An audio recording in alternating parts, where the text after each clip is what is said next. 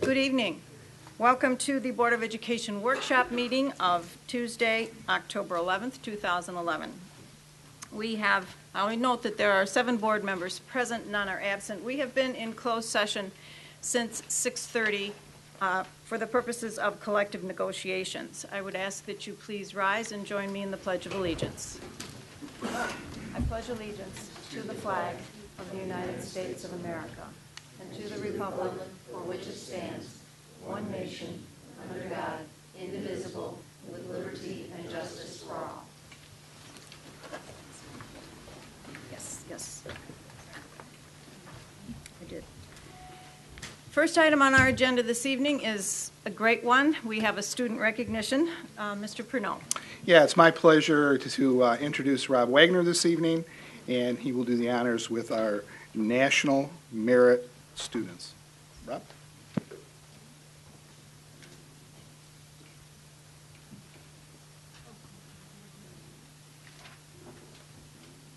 Good evening. If I could have all the students, good evening. If I could have all the National Merit commended and semifinal students, please join me up front, please.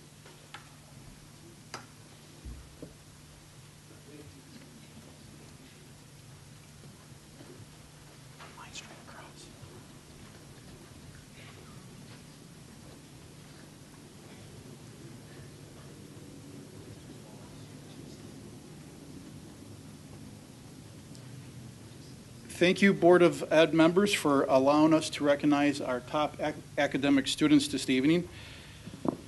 York is delighted to have 8 selected as commended scholars and 6 semifinalists for the National Merit Scholarship. 8 members from York High School have been named the National Merit Commended Students as announced by the National Merit Scholarship Corporation this week. The National Merit Corporation has been around since 1955, and the National Merit Scholarship reveals the names of approximately 34,000 commended students in the 57th Annual National Merit Scholarship Program, and we released this information on September 20th. Recognized for exceptional academic promise are Laura Lee Johnson, Michael Patino, Ruth Pecaw, Keith Perchala, Jacob Ruprecht, Kara Tebby, Amber Verdi, and Chloe Williams. Commended students placed among the top 5% nationally of those tested. About 1.5 million juniors in 22,000 plus high schools entered the national competition by taking the PSAT last October. And we have our testing date tomorrow, so next year hopefully we'll be in the same place. I'd like to talk a little bit about each of our commended scholars. Commended scholars, could you just raise your hands? I just read off your names that are commended. On the far end, on my left, is Laura Lee Johnson. For the last 3.5 years, she has taken multiple honors and AP courses at York. She is a student with high morale, quality, superior scholarship ability, and has maintained a 4.5 or higher GPA since her freshman year. She is currently a member of our Invite to Teach program. With the dream of working in elementary education, Laura Lee has tentative plans of applying to Hope College and majoring in elementary education.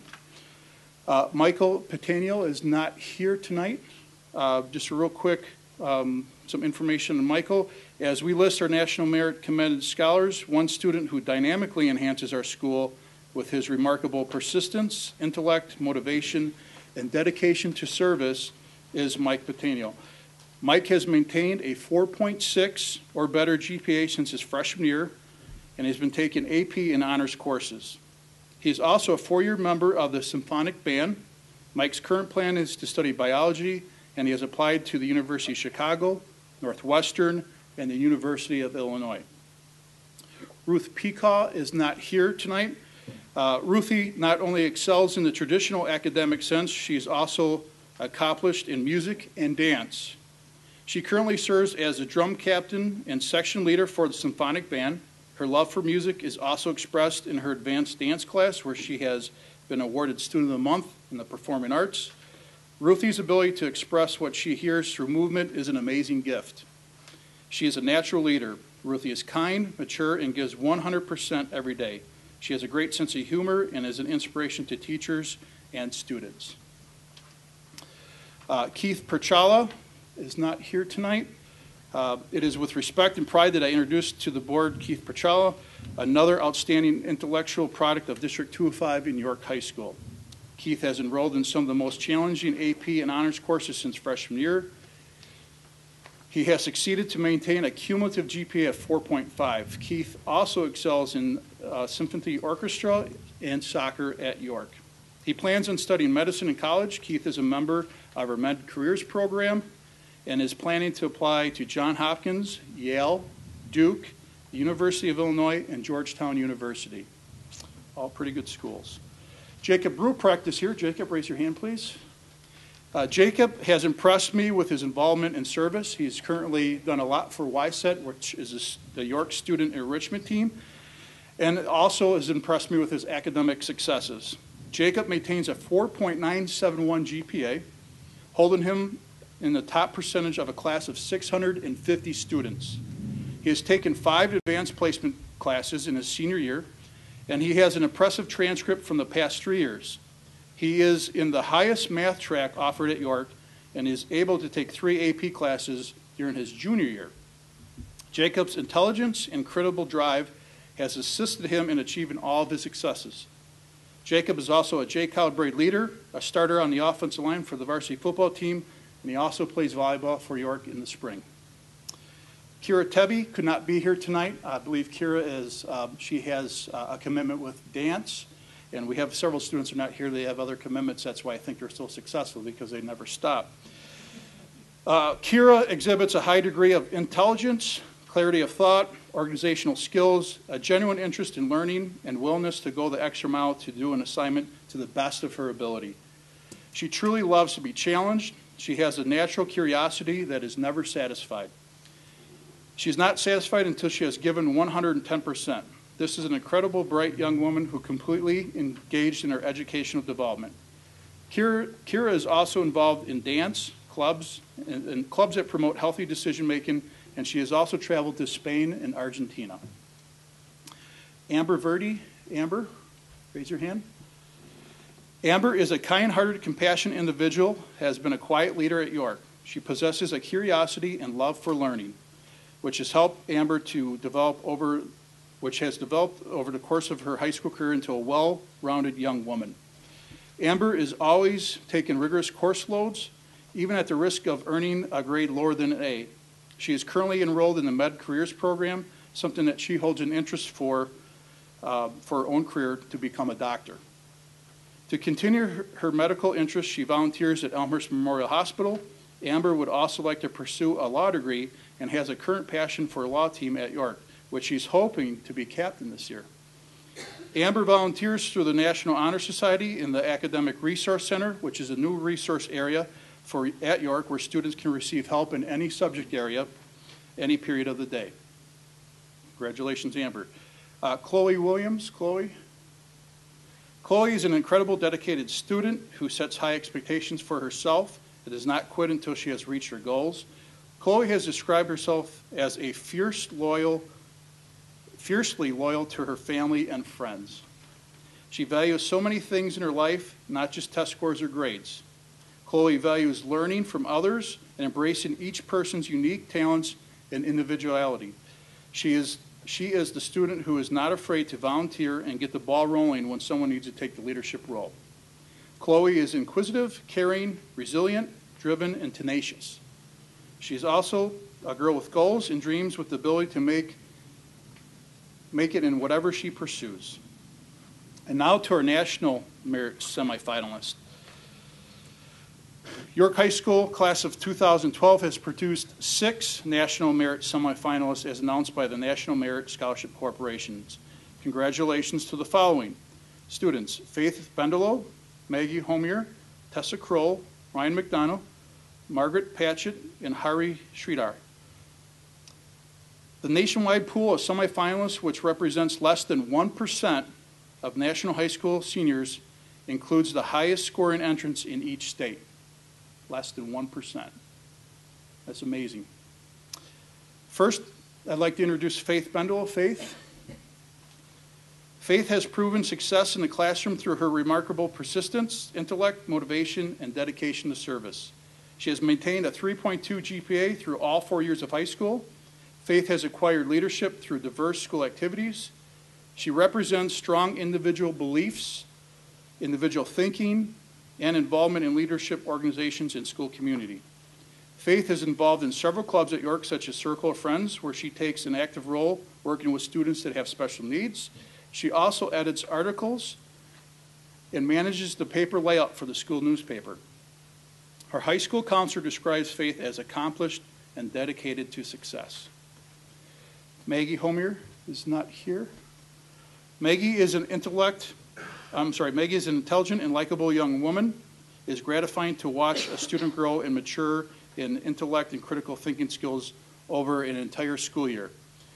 She once struggled in AP biology and called it the hardest class that she has ever taken. Maggie claims that she underestimated the amount of work and time the class would require. But she tried very hard, and as the year went by, she gained confidence, and was proud of her academic achievement. I have been impressed with her work ethic, commitment, and positive attitude. It paid off as she got a 5 on the AP biology exam last May. Tessa Kroll? Is Tessa here? No. The following statement was taken from Mrs. Lampo, which is Tessa's English teacher. Tessa's insight and attention to craft sets her apart from other students who are also academically strong. And while she continually demonstrates academic excellence, it is this ability to artfully communicate her understanding of the connection between words on the page and a world beyond the classroom that truly distinguishes Tessa as a learner. Tessa also has a passion for softball and has started on the varsity team as a pitcher since her freshman year. Ryan McDonough? Ryan is here. Though school may come easy to Ryan, the staff is consistently surprised by how thirsty he is for more. He challenges himself in each of the courses he has chosen to take at York, earning himself an A in each course. He has a rigorous transcript and has been able to maintain a 5.67 GPA, the highest GPA in the class of 650 students. Not to mention, Ryan has earned a perfect 36 on the ACT. One would guess that Ryan does so well for himself academically from meeting him. After talking with him, you may learn that he is involved in York High, which is the school newspaper, and he also has a passion for soccer, especially England's professional soccer teams. He probably would never mention his involvement in Scholastic Bowl or his hopes to study in England next year. Margaret Patchett. Margaret's not here. This statement is an insight from Mr. Forsythe, who is Maggie's math teacher. Maggie has been passionate about each of her major pursuits: theater, speech, academics, and student leadership. She is only one of the most gifted actors and speakers that I have the pleasure to work with. She has one of the most brilliant minds that I have ever taught.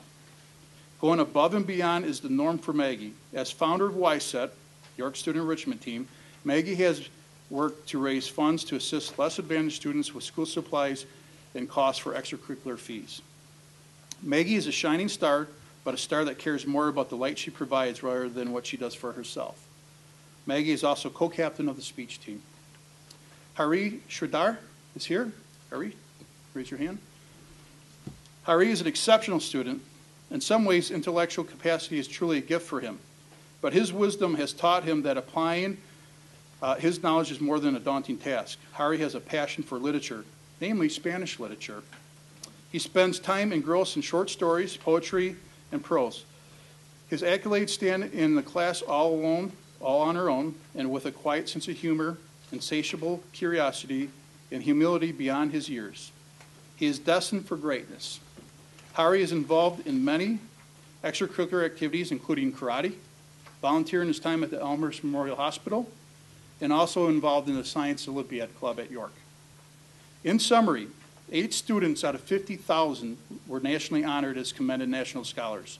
6 out of the 16,000 of those 50 were honored as semifinalists, National Merit Scholarships. 8,400 will soon become finalists. So our semifinalists are still alive, and actually I think their applications should be turned in this week by tomorrow. And so the 6 semifinalists that we have are still active and contending for hopefully finalist approval or finalist will become finalists. So there's 8,400 that will be finalists that will be named, I believe, sometime at the end of December, early January. So congratulations.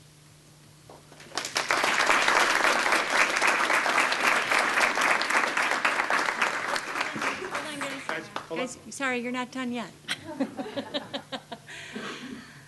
I'm Maria Hirsch, Vice President of the Board of Education. Thank you, Mr. Wagner, for giving us a tiny glimpse, an introduction into all of your experiences and who you are as people. And can I just start off by saying, I am so humbled by the achievements that you have not only set out to do, but already attained. These students in front of us are current high school seniors. I have that right. Yep. Right? They took this test last year. But when we listened, you might think, if you heard about the level of achievement academically that these students have achieved, you might think that they didn't have time to do anything else and that they were bookworms who were never out and never participating in athletics and music and extracurricular activities. But I'll tell you, the list of activities, thank you, Mr. Wagner, because it just goes to show you, these kids have excelled and done so well, not only in their academic studies, but found time to support their classmates, to support others outside the organization, and to explore the arts and other areas that we're just going to make them more well-rounded and incredible individuals. I think that we're looking at 7 leaders right in front of us who knows where they're going to go, really. I'll tell you, honestly, guys, I had none of that stuff on my resume when I was a high school senior. And I'm not in your league, but I want to congratulate all of you on your achievements, and I also want to recognize their parents and their teachers, and this did not happen in a vacuum. So clearly, you've been very, very successful. I'm sure that you guys have had a chance, maybe not, but go back and thank those teachers because they love to hear it.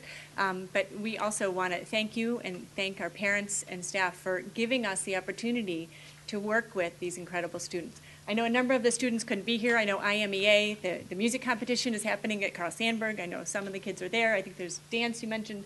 So they can't even come and get recognized and get a couple minutes of fame. But we definitely celebrate you and congratulate you.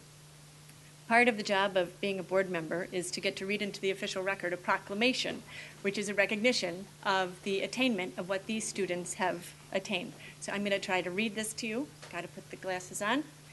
Whereas the National Merit Scholarship Program, established in 1955, is recognized throughout America as the most prestigious indicator of academic excellence, and whereas this program encourages excellence by identifying high school students whose performance on the preliminary SAT National Merit Scholarship Qualifying Test ranks them among the most academically talented students in the nation, and whereas York Community High School students Faith Bendelow, Margaret Homeyer, Tessa Kroll, Ryan McDonough, Margaret Patchett, and Hari Sridhar qualified as National Merit Scholarship semifinalists in the 2012 competition, representing less than 1% of U.S. high school seniors, including the highest scoring entrants in each state.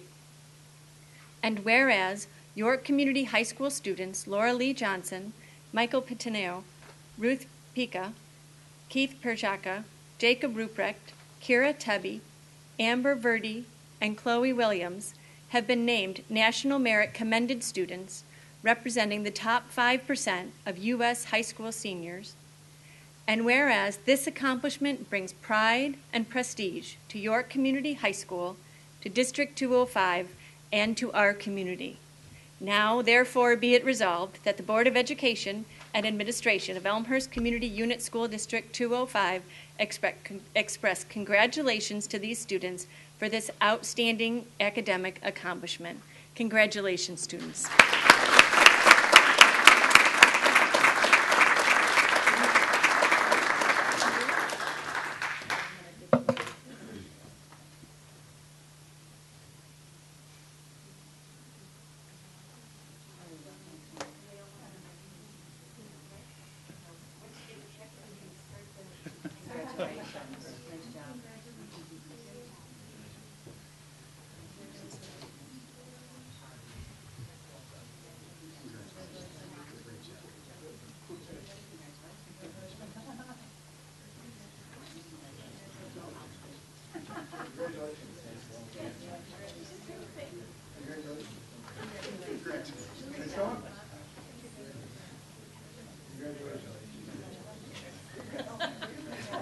I checked quickly. Wanted to make sure that was right.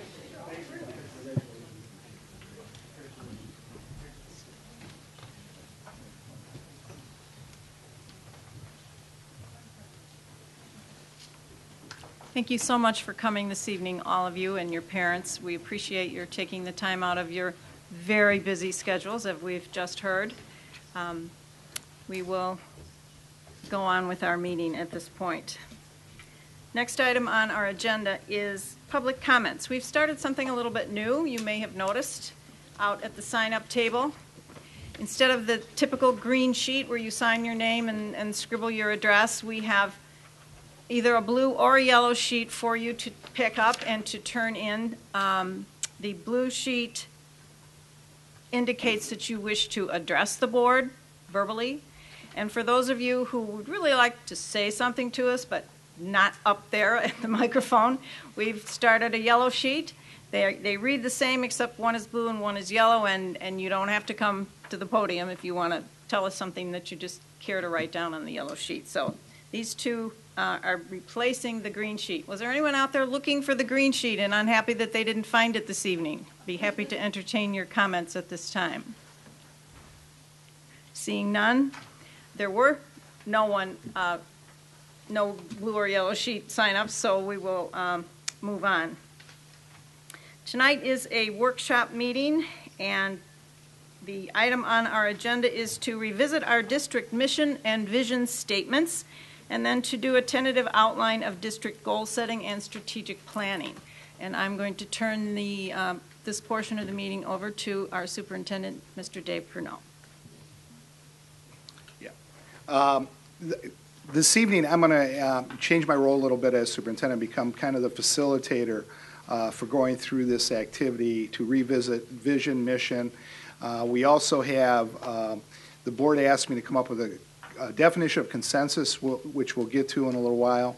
And again, it's just my interpretation of what consensus may mean. It's up to the board to give input into that. And then spending some time on goal setting and strategic planning. And so I thought we would start with the vision statement. And I have included a definition of a vision statement that I would like the board to look at.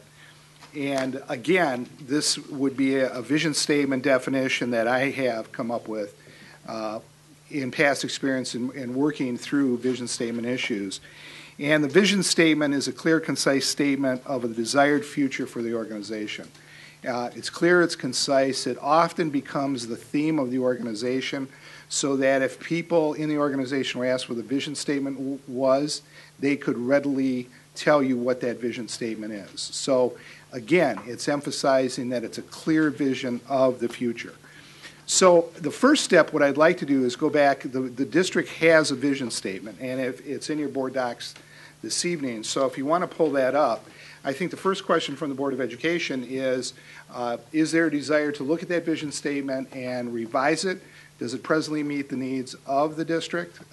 And that's fine. Or is there a desire tonight to start working on a new vision statement for the district that reflects the definition? And again, if that definition of the vision statement, the board is not comfortable with that, then we should talk about that as a first step. So open it to discussion.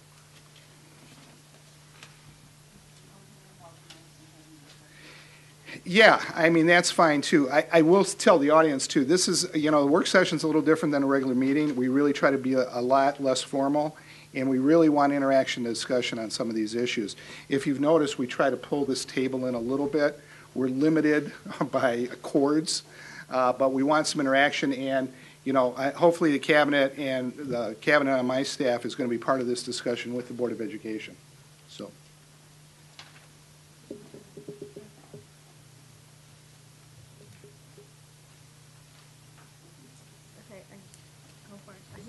Okay. I would like to have a more concise vision statement. Last week when we were in our board improvement committee meeting, I think you mentioned the vision statement that you had. your old district, and I like how it was 6 words, and that everybody could memorize it, and it could really propel our district when everybody's on the same page with the vision.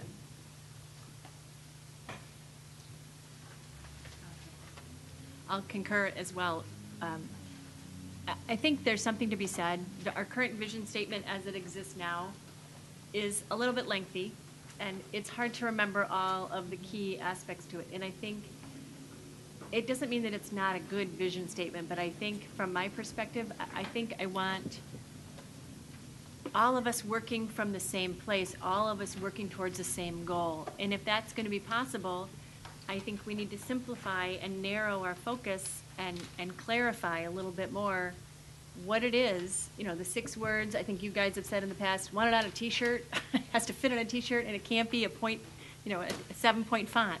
Because if we truly are going to get the entire organization working together in the same direction, we all have to be working from the same core place. So I agree that while a vision statement is, forward thinking, I think a simplification in my mind is welcome. But I'd also be interested, not to put you on the spot, but we have a lot of new people here, and I'm assuming, that you came in and took a look at the vision statement and the strategic plan and our mission and what we had, and I'd be very interested in hearing from you your experiences in other districts that you've worked, and if it's something that you think we could work into not our daily conversations, but really driving us forward as a district. I would also like to hear from your staff, Dave, and if they think that our current vision and mission statements are useful to them and to the people that work in the district in terms of guiding their everyday actions. And would the T-shirt standard be more appropriate, or is what we have adequate?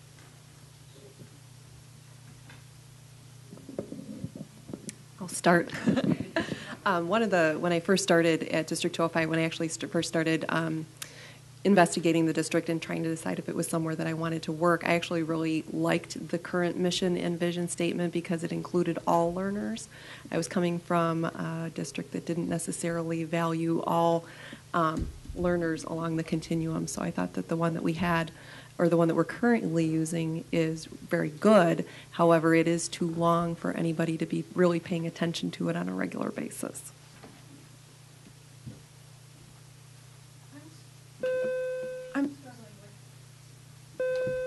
Maybe there's too many.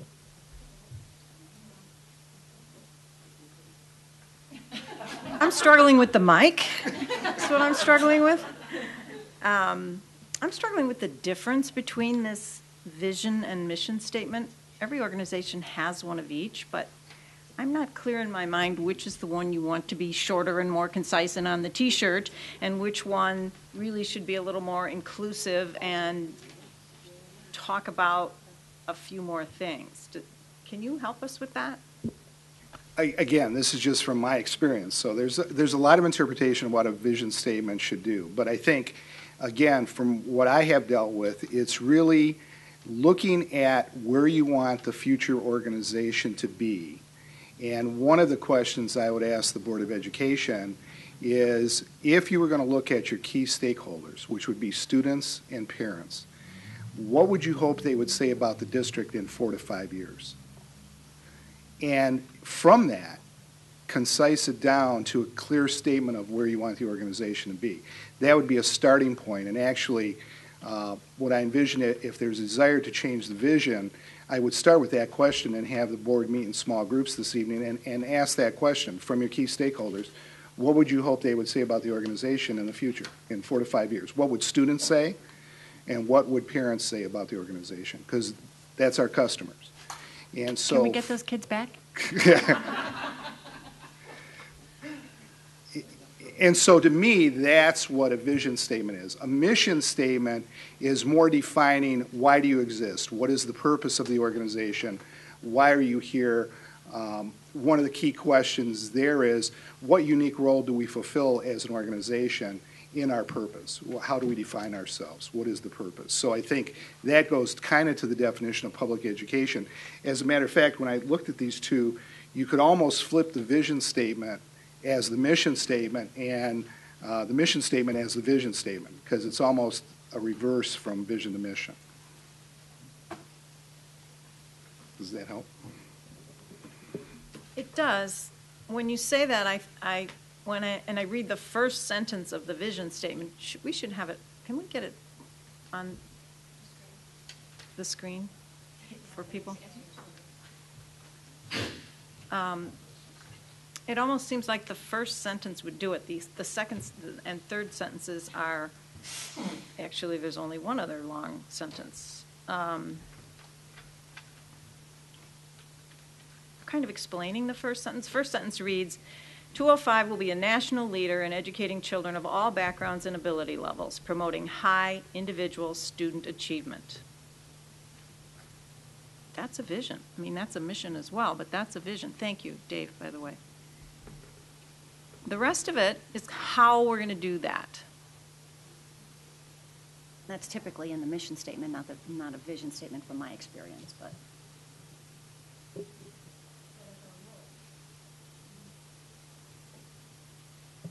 In defining how do you get to the vision.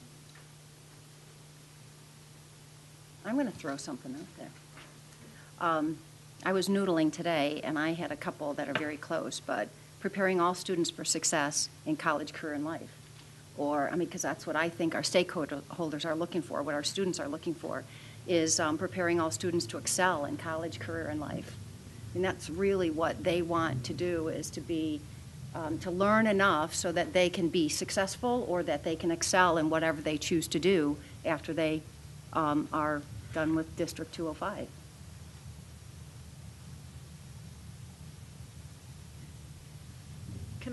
Can I just say what your vision statement was from the past district? It wasn't even a sentence. It was college ready, career ready, life ready. So it doesn't even have to be something with a period in it. Oh, yeah, it does. Touche. Those are all great things, but come on, let's make it a sentence. Let's make it something we're going to do or something we One believe sentence. in or whatever. One sentence.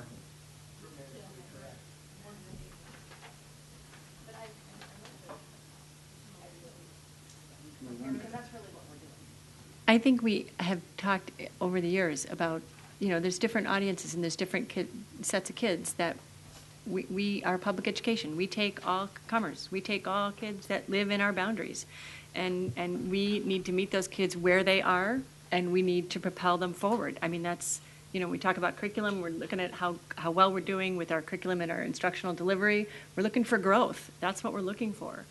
And wherever those kids are on the spectrum, each of those kids, we want to meet them where they are and we want to move them forward. Whether that they graduate high school. Jim, you were talking in our last committee meeting or at something about some job, and I don't know what the job was, but 6-figure income right out of high school if you have the right technical training. There are opportunities for all of our kids, and it doesn't mean that we downplay or we weigh one of those opportunities, whether it's going to college or whether it's going to technical school or whether it's going right into, the workforce.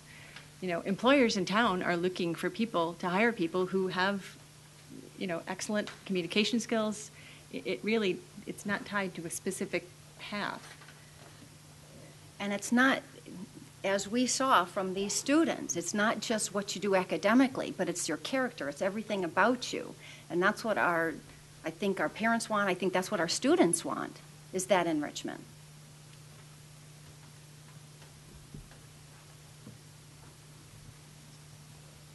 I'd just like to say I went through these and I couldn't find anything that I wanted to take out. Couple things I thought, well, I don't like them as much, but there are some really important concepts here that's really hard to decide what should be our lead. But I'll be frank, I love the mission statement. I think it encapsulates everything that, I feel like I came here to help. accomplish.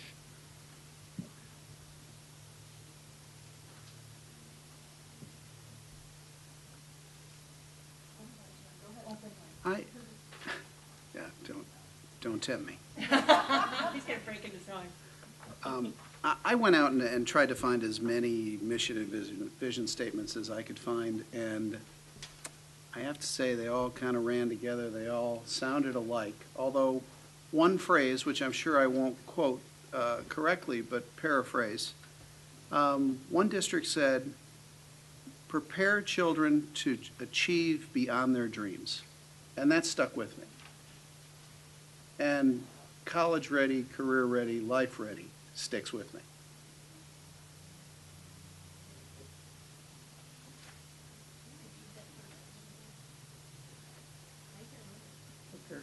All right, maybe it wasn't that good then. Achieve beyond their dreams.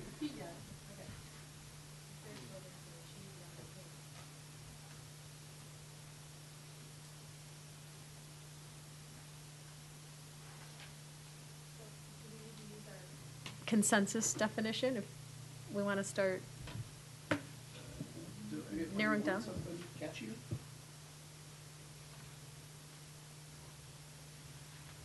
I guess my question is, is our role in this in the community, and, we're the leaders on the school board, but ultimately we all own this. And, I think we can put something out there. We could put 3 things out there, but I think that we need input from teachers, parents, students, and the community so that we all have a stake in what we decide. The point I've run through a number of these sessions in the businesses that we manage, and you start. It's the pyramid. So you've got this, and you've got the detail on the next level down statement that we talk about, and we start to get into some of the how, and then you get into your goals and objectives for the year, and then you execute. And it doesn't mean anything unless we can get it down to execution. But so I think there's opportunities to have something very short and concise up front that's catchy, that fits on a T-shirt, but also accommodate some of the other things within the statement here that, John, you liked, and I think all of us found things we liked, probably in that next level down kind of statement. But I think all of this is, to make it effective, this is an exercise and a tagline. We're in our marketing group. It's got to get to execution, and so I think that in order to kind of roll this down, involve the community in doing it, but at multiple levels, so that we all have ownership of where it goes. So, as far as next step goes, we can talk about this, but I would advocate involving a much broader group going forward.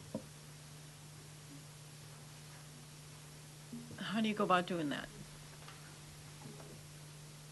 Well, I think that we've got to put the stake in the ground, but I think that there's communications and forums and discussions and things that we do, whether it's surveys, whether it's coffees, community meetings, whether we're talking to folks about the direction that we're going, and I don't think it's up to us to decide this. We are custodians for this, and we are leaders in this, but we're ultimately it's our schools as a community. So I think that when we talk about what's important, do we need to have something in there about financial responsibility? Do we have something in there about community involvement, engagement, and culture? I personally think that's the next level down statement. You start with something that fits on a T-shirt, but then we also do that. Everybody gets their, gets some input from folks and know what they think that, what does the district mean to you? You could run a survey that says, what does the district mean to you? And you can ask the students. I'd love to ask the students that graduated. I'd like to ask the current students. I'd like to ask the teachers. I'd like to ask the parents. And start to pull that together as additional points of input as we put this together, because I think this is a core anchoring piece of what we do. That's the kind of process that brought us to this vision statement and mission statement, and it's an excellent one. Is that something you have in mind? Are we have in mind? How did your previous district arrive at? It was very similar to, we went through an exercise like this. We came up with that statement. I think there was another statement too, but we did just what Chris described. The board didn't adopt it. The board said, we're looking at a vision statement. Let's put it out to the community. We ran it by what would be the equivalent of our district leadership team here, asked for staff input. We put it on the website.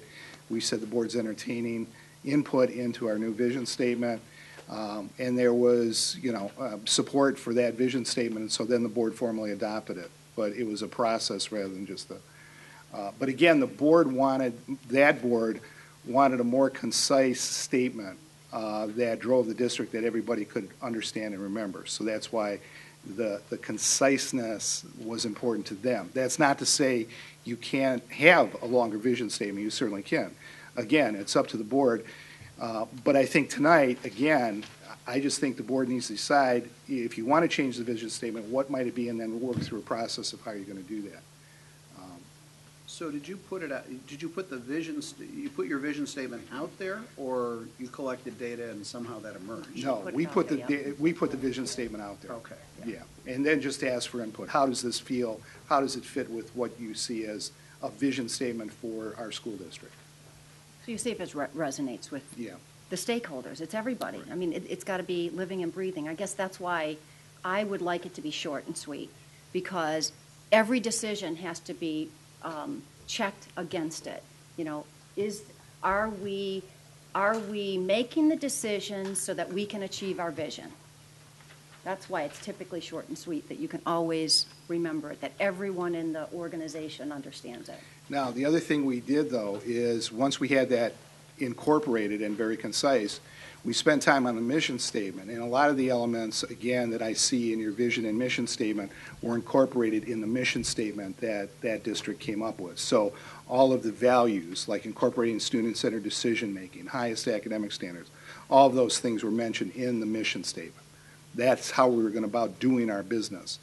But again, there was just, from that board, a desire to have a concise statement. And then once they had that, that was a theme that was on all of our material. That became kind of under our logo, that was what we advertised. Dave, in our current mission vision structure, we also have District 205 belief statements, right?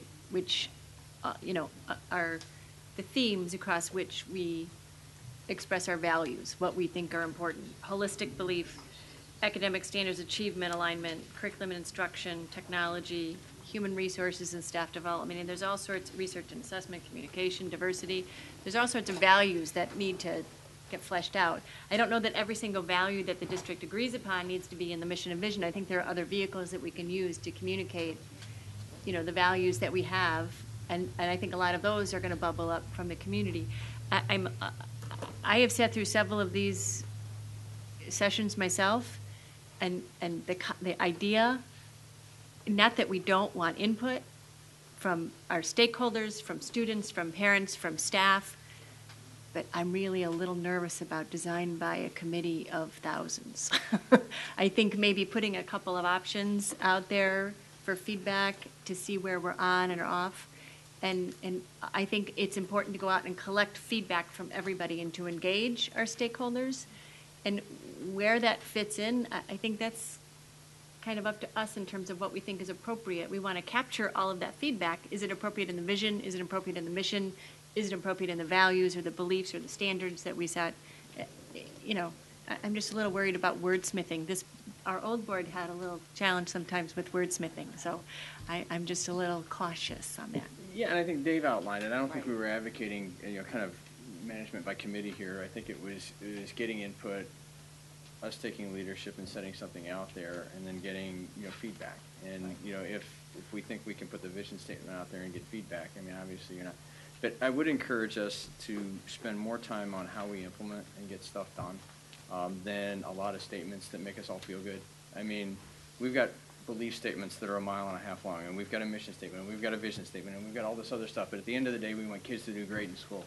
And so, rather than spending a ton of time wordsmithing that, if we have a concise, vision statement, we've got some mission statements which are our value statement, and it's all there. We force ourselves to get it very concise so that everybody can speak to the same language. Then we get into goals and objectives. Simplify, I guess. I think Karen kind of talked about concise, but simplify some of the stuff so that also from a marketing perspective, when you're talking about people speaking the same language and websites and policy manuals and everything else, that it becomes much easier to get this into a small, digestible set of stuff. I mean, I agree that it all comes down to implementation. But as I was going through, looking at what other districts had, Naperville just has, and Dave, you spurred this thought when you said that you put it out with all your materials in your prior district. Naperville has just 2 words that I think sum up a great deal about what their intentions are. And on everything they put out, under their logo, are the words "world class." I think that says a lot.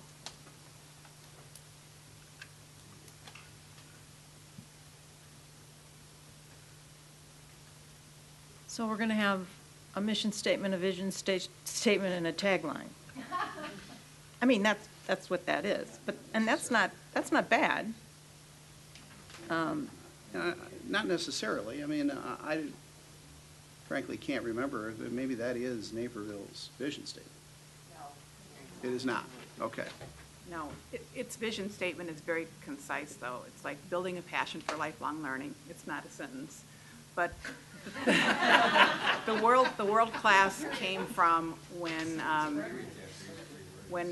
District 203 eighth graders scored first in the world in the TIMSS repeat tests, first in the world in science and fifth in the world in math against a lot of other countries. And so that became sort of a, it's become contentious over time, let me say. So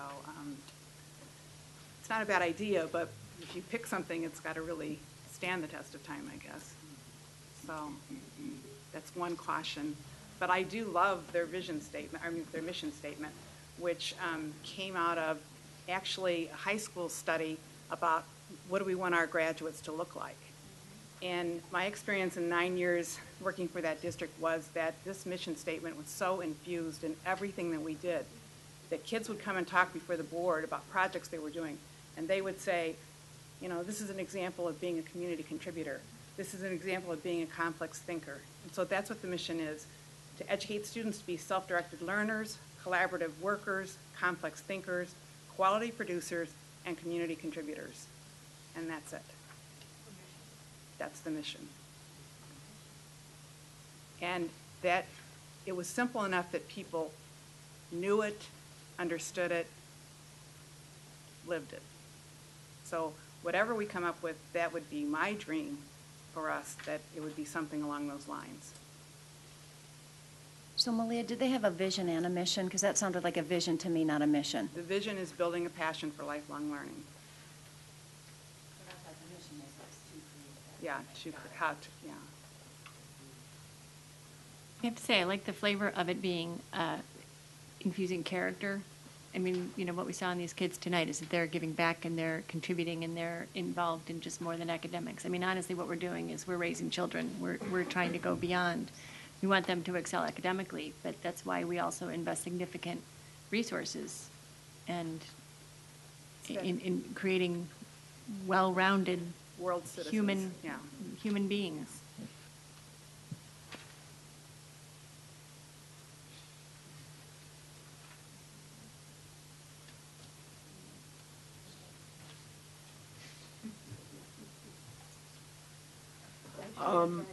Just, I know, that's what I'm thinking. yeah,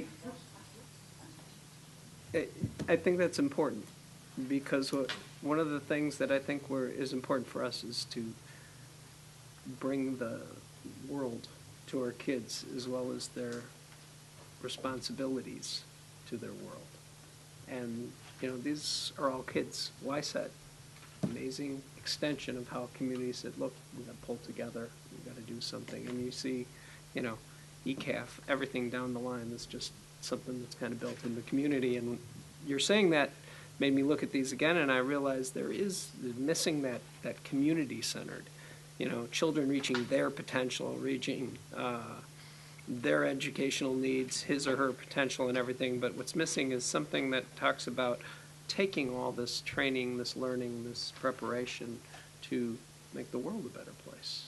I think that's important to all of us. I don't know.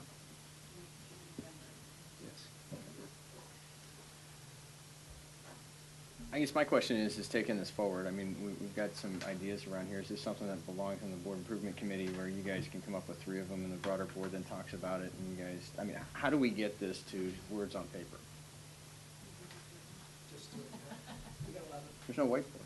We got a lot of work to do, because this is going to be the foundation. This is going to be the floor that we start doing some of this strategic planning, as Dave laid out. And I think we got to get it done. I mean, how do we get it to words on paper? I guess I don't feel so like the words that we use, if we capture the ideas, it's not important that the words be honed to a perfect finish, but they need to capture these ideas that excite us to then. Have we done enough? I mean, there's good artists borrow, great artists steal. I mean, there's a lot of stuff out there around. A great professor from Harvard told me that. I mean, there's a lot of folks that have done the work already. There's, I think Jim said he went and looked through a bunch of these things. I mean, is it a matter of getting a bunch of these in front of us and I like that, I like this, I like that? I mean, how do we get this to work on paper? I think Dave went to go get an easel. There we go. And some markers. The one thing, I agree with you, we got to get, I think we want to get this done. We want to get this nailed down, and we want to come to some kind of consensus. And whether tonight we can come up with 3 examples that we say, okay, now let's figure out how we can get some feedback on these things and try them out. And we'll try one that is a sentence, and we'll try one that isn't a sentence, and we'll think about we'll periods see if we and get ones that aren't sentences. Right. That'll drive everybody crazy. But do you know what I mean? I mean, we just need to flesh out, and start the brainstorming session, right? We're going to get the easel and write down some words that resonate with people and narrow down the words and see if we can come up with things that, I guess my question read then well. is to Dave back then. When I read the agenda, it was kind of deciding whether we were going to do this or not, deciding next steps forward. Then we had other items where we were going to talk about consensus. We're going to go through the process that we're going to use for goals and objectives. There were some other things we wanted to get through tonight. I didn't come in here thinking that we were going to solve this issue now. It was we were going to have a discussion about whether we like this or not and whether we needed to work on it. I mean, I'm okay with wherever you want to take it, but I also want to know, there's some back-ended stuff that's important too. I think that it's very important to talk about Dave's strategic planning process outline, as it touches on all kinds of stuff that our committees are working on and things like that. So just making sure that we time box this so that, so that we can get this stuff in there and also actually get some sleep tonight. It's like my daughter.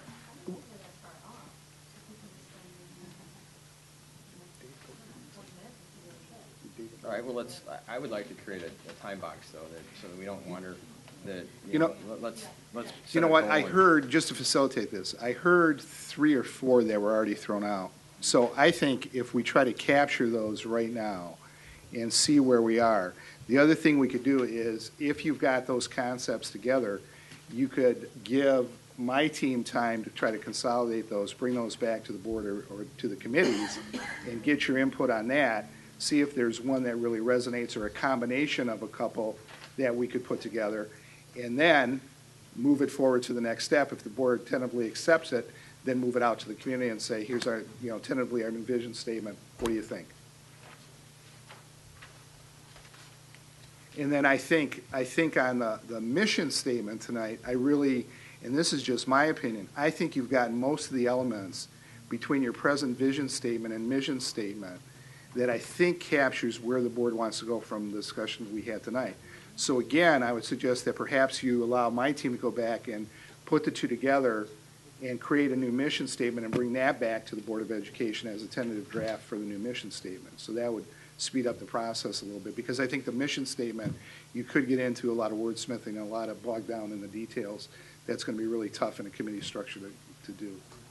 2 pieces. I like that, Dave. But what I want to make sure that when your team works on it, that they're using, our PowerPoint presentation, which was the result of our 3 strategy meetings as a board in June. Because, as you go through that mission statement and vision statement, which I agree, it does articulate, what we want in these words that currently exist in the vision and mission for District 205. But I really want to make sure that it's sanity checked with what we said, that we believe in as a 7-member board.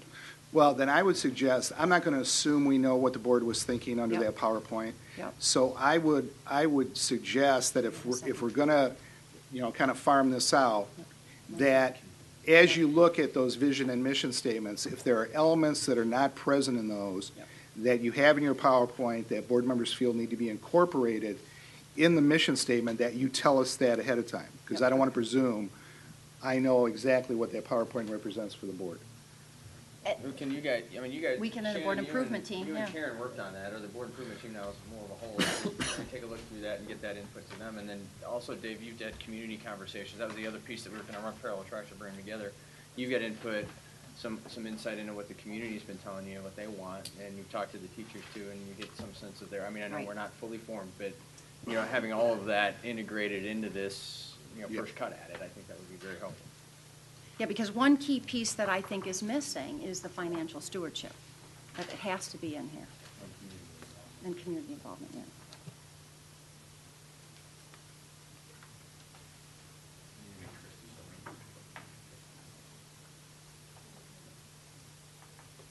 I really liked, Malia, the Naperville, both statements actually, the vision and the mission. And I liked the adjective and noun in I think it was the vision statement that kids could come away with, complex thinker or project or whatever the two, the double word. I think everybody throughout the district could pick those and start repeating those and acting on those. And I know we're not wordsmithing. I loved the word passion in the vision statement.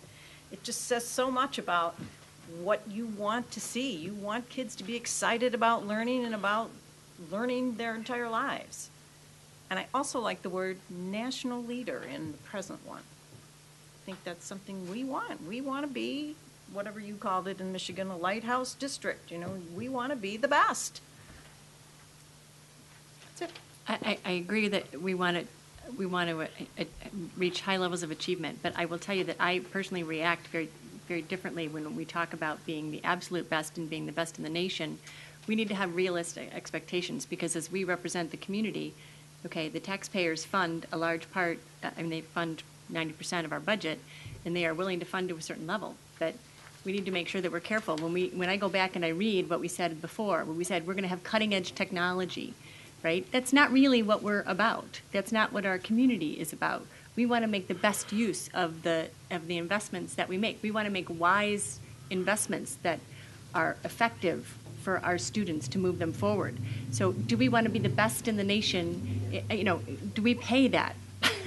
You know, we got to put some balance into it because the purpose of this is we can take them from other communities, right? But the purpose is that we're supposed to be representing Elmhurst and the little bits of Oak Brook and little bits of Bensonville and what the student body and the taxpayer that we represent. And I'll tell you, if you go talk to a taxpayer, they're not going to say, I want you to be the number one in the nation in this.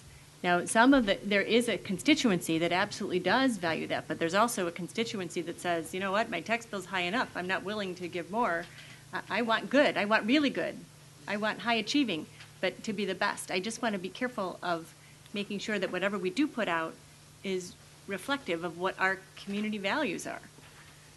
And I think, you know, going back to 2005, we talked about, you know, there were budget cuts before the referendum were passed, and there was huge community outcry saying we don't want industrial technology cut. We value those career paths that are very, very important to a large enough percentage of our community that we were ready and willing and able, and our community passed a tax rate increase so that we could continue to offer a very broad and deep curriculum offering. And I think that we would be doing a disservice if everything that we said is always the best, the best, the best. I think we need to couch it, and you need to really be honest with what we have aspirational goals, absolutely. We have aspirational goals, but there are limits to our resources and what we're able to deliver upon. So I'm sure I'm going to have board members reacting to this, but I do think that it's something that is important to discuss. Just one thing I just want to point out is let's not make the assumption that the district that spends the most money has the best results. I'm not sure that is a direct correlation. In fact, I think you could argue otherwise. But I think what you're talking about is delivering value. And I would think that we could spew out a few key words and come up with some phrases that incorporates the most important ones of those.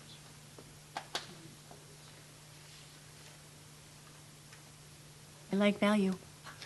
Well, and I think the other point, and this tells us, Maria, is, well, I mean, when we do this in the corporate world, if you write it and you can't tell what company it's about, you haven't done it well enough. And education is a little different because we share the same goals. I mean, every district wants to educate their kids, but every one of them has nuances too. And I would encourage us to to see if we can't make it our own in some respects. And one of the important things that I think, and Meg mentioned it, is, you know, our district is very much focused on everybody, from the bottom end to the top end. And I think it's a neat part of our district, and it's something that's part of our culture that we need to maintain. And so, you know, I guess I've encouraged us to try to make this, you know, as unique as it can get within the backdrop of, you know, commonality. But you know, let's also, I mean, we want to be the best, but we want to be the best at every level. As far as being the national leader or cutting edge or all these things, that's an effect. That's after we're reaching and doing the best for our kids. Okay, if we are doing the best for our kids, then that will be recognized. But that's not our goal. That's not our mission. I'm not sure that's you know, you broke things, Dave, into cause and effect, and I don't know that that's a cause. It's certainly a secondary effect that we will see if we're doing the right thing.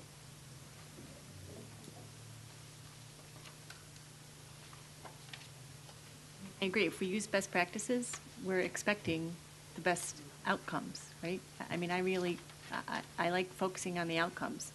You know, I like the value proposition, you know, that we're making good, thoughtful investments. I like, you know, focusing on outcomes. I like the inclusion of all students. I like the concept of being a great destination in terms of the character that we achieve, you know, that we reinforce in our students and having well-rounded students.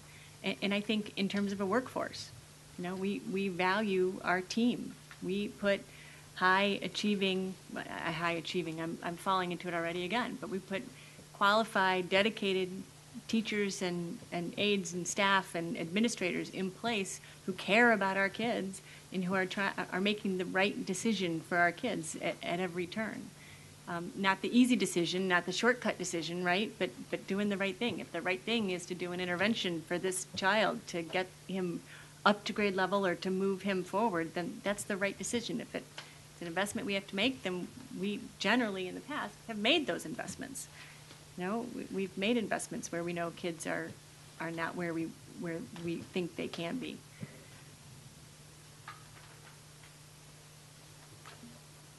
I just think that our vision statement has to be just that, a vision. We want the highest quality teachers. We believe we have them and we want them. We want the best practices. We want leading edge resources. We want the best for our kids. Can we always afford it? Maybe not, but we're not talking about that in our vision statement. We're talking about what we're looking to, what we want for our children. And to water that down in any way, I think does us all a disservice. If you don't shoot high, you're not going to get there. I don't have any problem with using the words national leader in educating children of all backgrounds and ability levels, educating all kids, the whole child. We want to be the best in doing that. Yes, of course, we're going to have to balance resources, but I don't think that belongs in a vision statement. I think we need those superlative words because we believe in them. That's why we're all here. I believe in superlatives, but superlatives that are focused on what we're doing here. I don't see us being a national leader should be our goal. I'm saying that's going to occur naturally if we take care of what we're supposed to take care of. That's the way I feel about it. And so I'm not comfortable with national leader as being part of what we're here to do. We're not here to be the national leaders. We're here to do the best for our kids. National leader will come later. The whole second sentence, I think I see we've got the belief statements that precede our strategic plan. These look like, they kind of fit at that level of specificity. So I prefer just knocking off the second sentence. It should just be one if it is a sentence at all. Commas I'm not sure about, but. Or is this part of the second sentence is part of the mission statement? But I like these words. But my question is I think there's a proposal out here that Dave said that he's going to take it back to his committee. They were going to do some work on the vision statement. They were also going to do some work on the mission statement. They were going to socialize it with us, and that was going to be the next step.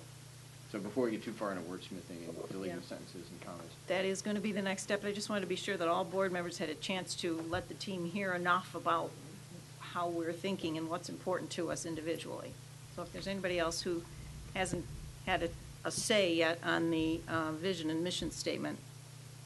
I just have one last thing about when you're talking about being the best. I feel like we have the resources, we have the parts to be the best, and if we can be very clear in our vision and mission and then setting our goals, then we start to become greater.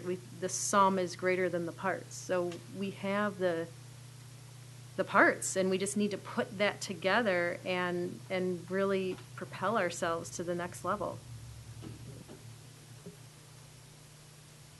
Yeah, I just want to, I'd be interested to hear if you feel as though the team that is unnamed at this point in time, that is going to be asked to give us some, a couple straw man, a couple things to look at. If you have questions for us that you don't feel like you have, I'm not really sure that they were clear about this, or if you feel like you've got enough talk here from board members, and I don't even know if we all have consensus, so it's kind of a tough task for you guys to try to hit something that we don't even all necessarily see exactly the same way.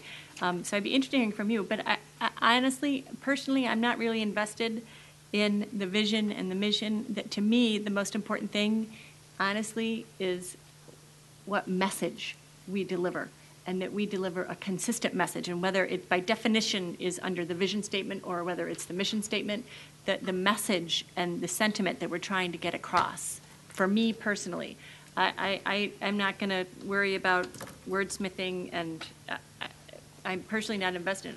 To me, it's more getting the emotion, getting the message across, what we're all trying to achieve, and getting everybody on board and being able to fit it on a T-shirt, because we want it to be a living thing. I don't want it to be, here's my strategic plan, okay, here's my copy, a little dog-eared, but not really, okay, and we don't really ever look back at it again. Maybe once a year we kind of got an update on how we did, but it wasn't something that we ever lived with. I want this to be something that everybody, from the kindergarten aide, okay, to the lunch ladies, okay, to our custodians, that they all feel invested in it, and it's something that I understand my role and how I fit into that. That's what I'm looking for, and that's my 2 cents worth. I don't care if you want to call it a mission. I'm not going to get it right anyway. I'm going to forget it and call them the wrong things. But getting that sentiment across is the most important thing that we can do. So when do you think we can expect to have something back? You got it? Yeah, I asked for the feedback. Yeah. Oh, I'm sorry. You can say no. I'll just wage in from being a bystander to the conversation and looking back at a couple of the places that we went. One of the things that kind of struck me about the conversation is that the conversation moved a little bit from being very, I thought, student-centered to being a little bit more institutional-centered. So one of the things I think that if I were to go back and have to participate in a conversation that would try to roll together your thoughts is to try to figure out where do you want that to be. Because there's a little bit of a difference when using words like decision-making, academic standards, best practices, highest caliber people. That is more about an institution versus what is it that we want students to walk out with at the end of the day. Yes. And I'm not certain that many of our students would probably use some of those same pieces or that same language. And if that's not the outcome that we want, then that's perfectly fine. I just think that when we're having the conversation about this conversation, that we would need to know that direction. Is it supposed to be a little bit more of an institutional goal and an institutional focus, or is it supposed to be simply more students? And what is it that we want the students to walk out with at the end of the day? And I think that those are a little bit different, because if it's focused on the students, ultimately, then the next successive steps would be what is it that we're going to be doing as an institution to allow that to happen. But just a question. Well, it's a very good observation. And the way that I would look at it is, this vision has to be about our customers, and our customers are students. And we want to rally the institution around doing, what are we supposed to be doing, is producing these students to be successful in life or excelling in life, whatever they choose to do, whether it's college or career or whatever, whether it's in Elmhurst or it's, in Korea. And the teachers are going to be all about what are we doing to prepare the students. So the teachers have to be rallying around this vision, right? So to your point, very good observation, it has to be student-centered. The mission could be the institutional way, how do we get there? But the vision should be everyone understands it. The students, the teachers who are in the classrooms teaching the students, the staff supporting the teachers in the classroom teaching the students, the administrative office, the board members, everyone has to be about what are we producing. It has to be about the students. How we get there is the mission statement. It's how do you make that vision a reality? How do you achieve your vision? So very good observation, and I guess what I would say is all of us in our board improvement committee, and if Dave and your staff, try to put something together, that we have to have that as a sanity check. I mean, I firmly believe it as a board member, and actually that's probably something we should build consensus on tonight before we walk away from this conversation. I think I get caught up in who the audience is, and I don't really think of students reading this, I get caught down. So thank you for catching us and bringing us back up. I mean, I'm happy with 3 words. Every student grows. I mean, right? Whatever we come up with. I know, no period, it's a problem for Susan, but I think, you're right to call us out. But so keep talking, guys. That was really brilliant. I like that, and I really like this, the one, where did you steal it from? Beyond Their Dreams? Wherever you got that from. Achieve Beyond Their Dreams?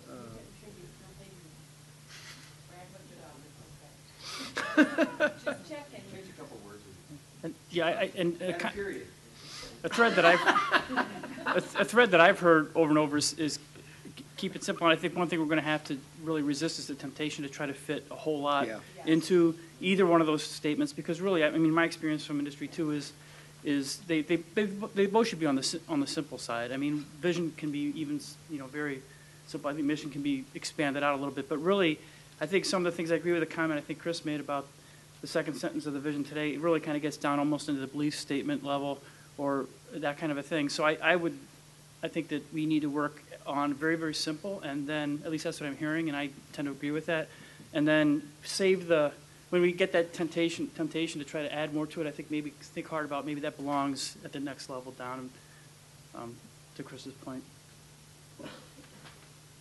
Simple and student-centered. Mm-hmm.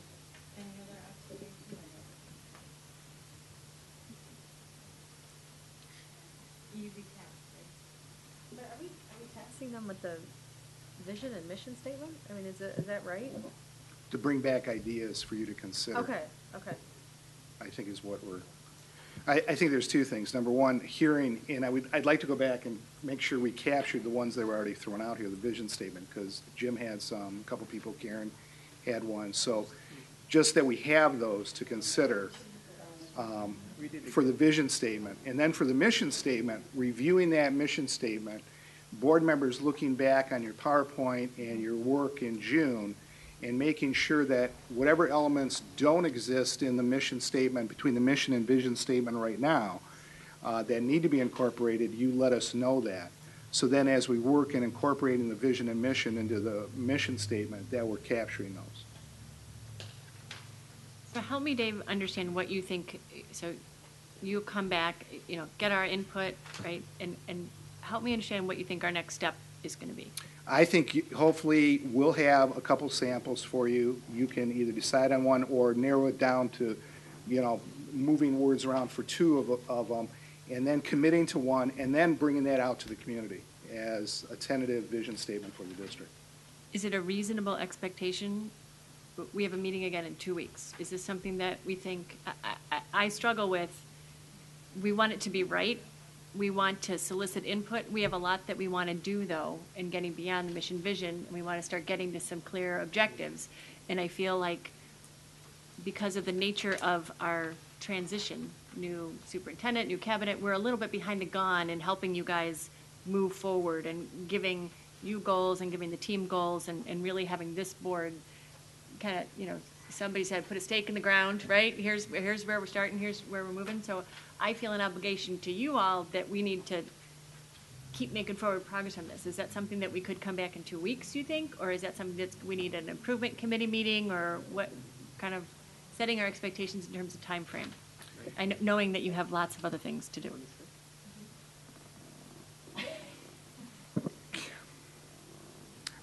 I've already, for example, I started capturing some of the ideas that were here. So, I think we can play around and see how fast we can come up with a vision statement. I think in 2 weeks we can do that. I mean, just sitting here right now, I can see, the one I came up with is passionate students committed globally and locally by aspiring beyond expectations. So that's the kind of thing I think we can brainstorm and come back with those ideas. It's probably not a sentence, though, is it? As soon as it was out of my mouth, I said I'm in trouble. Actually, I'd say it's too long, Dave. This is a workshop meeting, and as is our practice, we ask for comments from the audience on this topic. Vision, mission statement, anyone?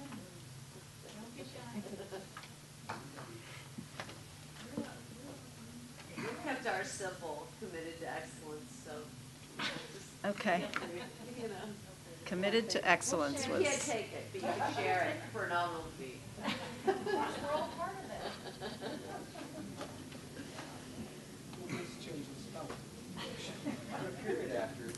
it. So now we move on to tentative outline of district goal setting and strategic plan. I think first we should look at, there was a definition of consensus that one of the committees thought was important that the board consider in reaching consensus. And one of the things that I'm not sure we reached consensus that this came up with was the PowerPoint that was created, whether the board, if they agree with consensus that reflected your June meetings and you captured the elements by consensus. So I put together a definition of consensus. If you have time, I would read through those. It's not the only definition of consensus, but what I try to capture is kind of the process and the elements of consensus building. It's not to say that every decision has to be consensus, but when you agree as a Board of Education, then this decision has to be consensus rather than just a vote. Then this is where that definition would come into play. And again, it's that the group has reached a position or an opinion that as a whole you support. Not that you're going to have exactly agreement on everything in the consensus. You may have some other ideas that didn't get in. Your idea may not have been fully embraced. But when you get done, the question you have to ask yourself is, number one, can I support this decision as it presently stands? And then the second one that I always feel is, if it doesn't, if you can't support it, then what are the reasons not? And one of them would be legitimately it's in conflict with my value system. That I just can't support this because it's a value that I hold dearly, and this goes against my values. So that's the definition as I see it is building consensus. You're not going to have exactly what you walked into with, but there's no preconceived notions. You have a discussion as a group, as a board, and you reach consensus on all those ideas. All those ideas are considered, and out of that there's a synthesis of a consensus decision.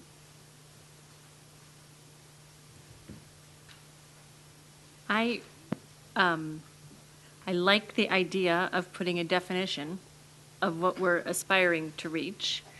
I think the unusual thing about a Board of Education is there's 7 board members, each have an equal voice, and we're all maybe a majority or type A's who are used to setting the the plan and moving forward and charging ahead and saying, this is the way it's going to be, because this is how I see it. I think it might be a bit of an exercise for us to really focus on consensus. So I like the idea of having a definition that we all can find consensus around.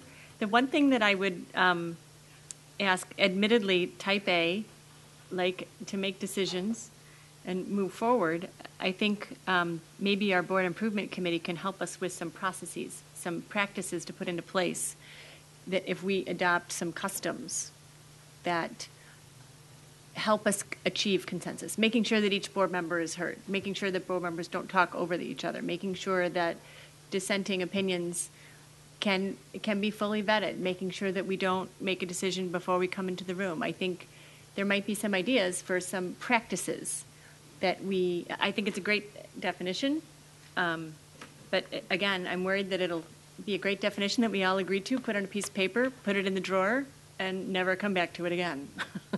So if there are some practices that can be threaded throughout when we agree, and maybe Dave, you can explain, is there ever a time when we're just voting and we're not seeking consensus?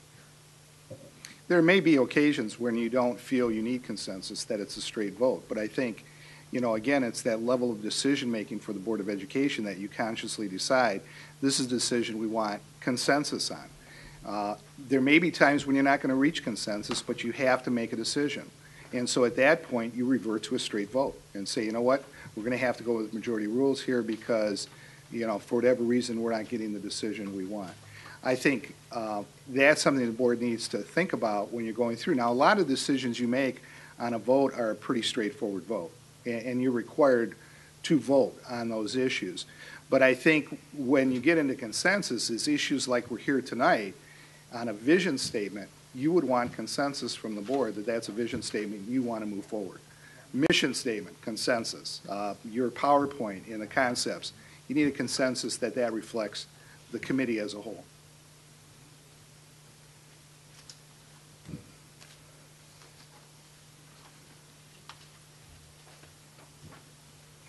Committee okay with trying to dream up some processes that we could integrate to help encourage us?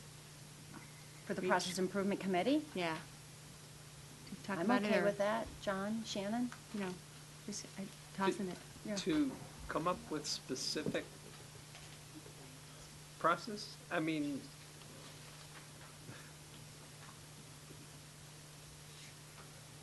these are principles that I think we strive for in every decision. We try to get a consensus, and there are times when we just don't have the time to get there, is what it comes down to. Or we don't feel like we need to devote more resources to getting there because of the nature of the decision. Specific, I guess what I would like to know is what specific decision-making things do we need to address? Are there certain, sometimes, yeah, the decision, well, it happened a lot in some of the formative things that we did where we didn't come to a final decision-making or final decision point. But for the most part, I think things are pretty definitive, aren't they? I think that there are times when we need to say, all right, we've talked about this, I think we're all saying the same thing, but do we have consensus on it? Okay? And I think that's, what Shannon and I were talking about when we were talking in the process improvement team, to say, you know what, let's put this out there in consensus. Because as we started to have our strategy sessions as the board of 7 so that we could come up with one voice, 7 people, 7 strong people with one voice, we had very good discussion. So that's why we put our discussion into the PowerPoint, okay? Now that we are moving to the vision and mission and goal setting and strategic planning and the work that we have to do, that's when we said, wait a second. We need to make sure that there's a definition of consensus that we as a 7 board member agree with. And secondly, then we need to say, do we have consensus with everything that's in this PowerPoint? Because this is going to be used in everything we do now. So that's one example that I would say I don't know if I have others, John, but it might be. Like Dave said, to our vision or mission. As I read your definition of consensus, which is a very good one, I think that can all be achieved through good meeting facilitation. Do you have an example of a process that you've used in your career that maybe would enlighten us as to what's out there, what potential there is to install a process that would achieve these goals? I don't have a process. What I've had boards do in the past is we keep this kind of process in front of us all the time, so that it's included on every agenda as a reminder to the board that this is going to how we operate. Then about every 6 months, we did a self-evaluation, and the board rated themselves on how well they were doing on this process. And that became the process. And so once they self-evaluated, we would feed them back the information from the board members on how they surveyed themselves, and then that would generate a discussion from board members about how well they were doing, one way or the other, and where they needed to improve. So that was kind of the process. I think we're doing so many meetings now. We've got 2 regular board meetings. We have 4 committee meetings. It's a different mix of people every time we get together. You know, we've got different mixes of board members on these groups, and we've got chairs that are, you know, I think we've got 4 different chairs. So, I mean, I think it's a good thing to keep in our little folder when you open it up and you're sitting in a new, you know, another committee meeting saying, okay. And I think it's a job of the facilitator of the meeting, whether it be Susan at a board meeting, whether it's one of the committee chairs, or whether it's a team effort between the assistant soup that's helping us try to facilitate these committee meetings and the chair to say, okay, do we have consensus on this? It's almost a practice that we need to get into and say, is this something that we need to have consensus on? You know what I mean? It's almost like it's a prompt. It's, you know, so I'll stick it in the middle, in front of my folder, and remind myself before we start a meeting and say, got to make sure on this. Do you think we need consensus? Can we move forward? Can we bring a recommendation back to the board? It's a practice thing, that a facilitation skill that we all need to develop, because we're all at different times facilitating some meetings, and when we start connecting with our schools, we're going to be facilitating. And you know, I think this is a skill that we as board members need to continue to practice and work on.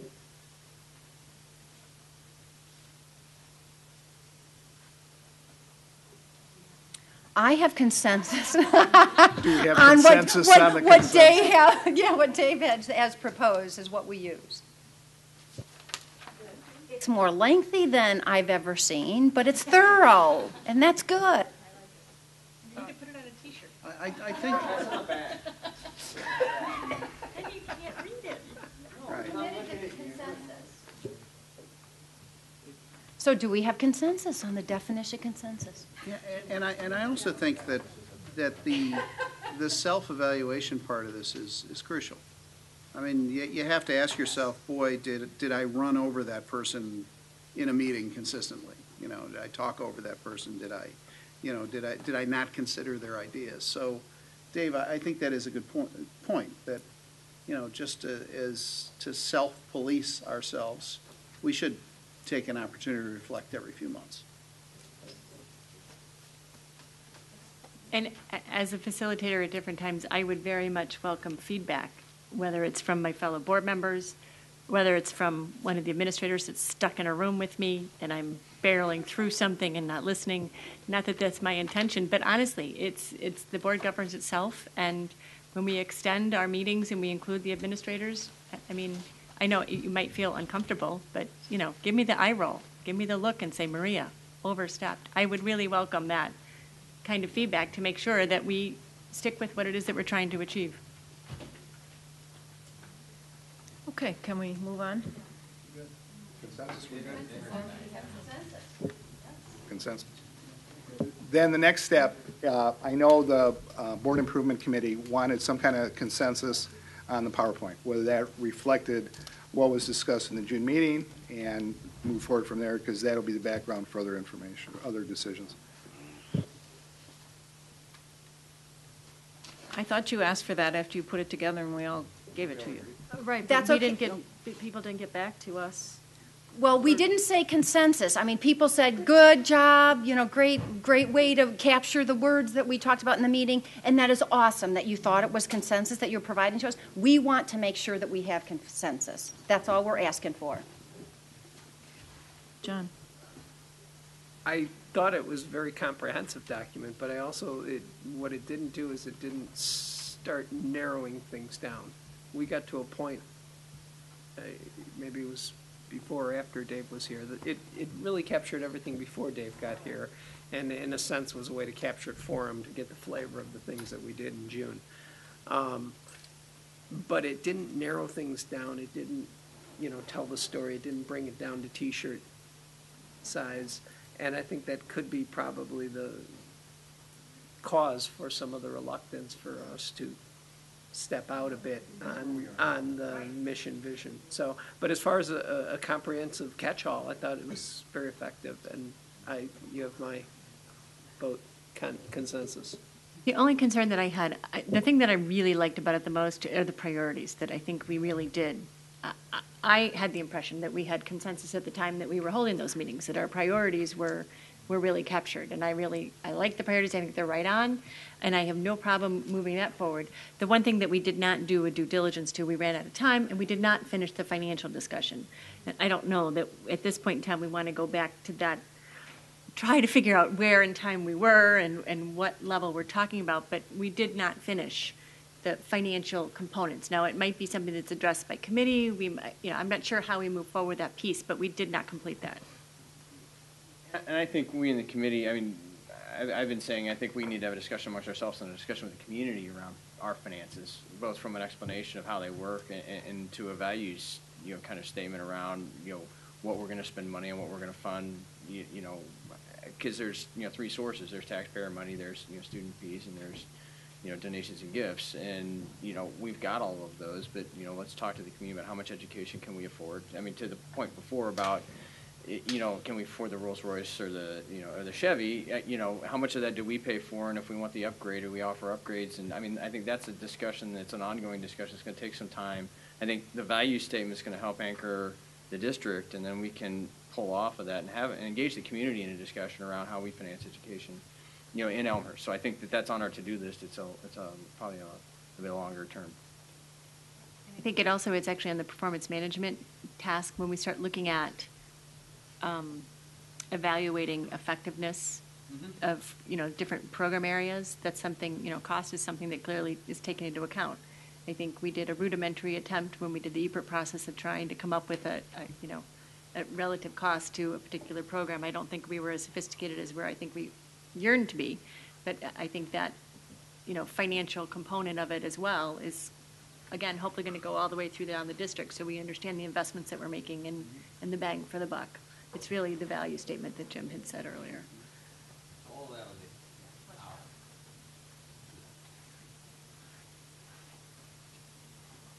Okay.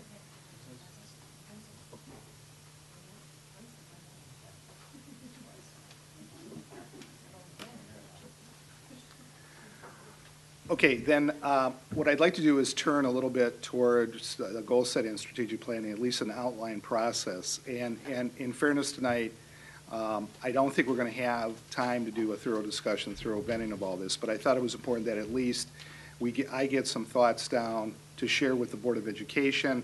Board of Education then would have time to consider that.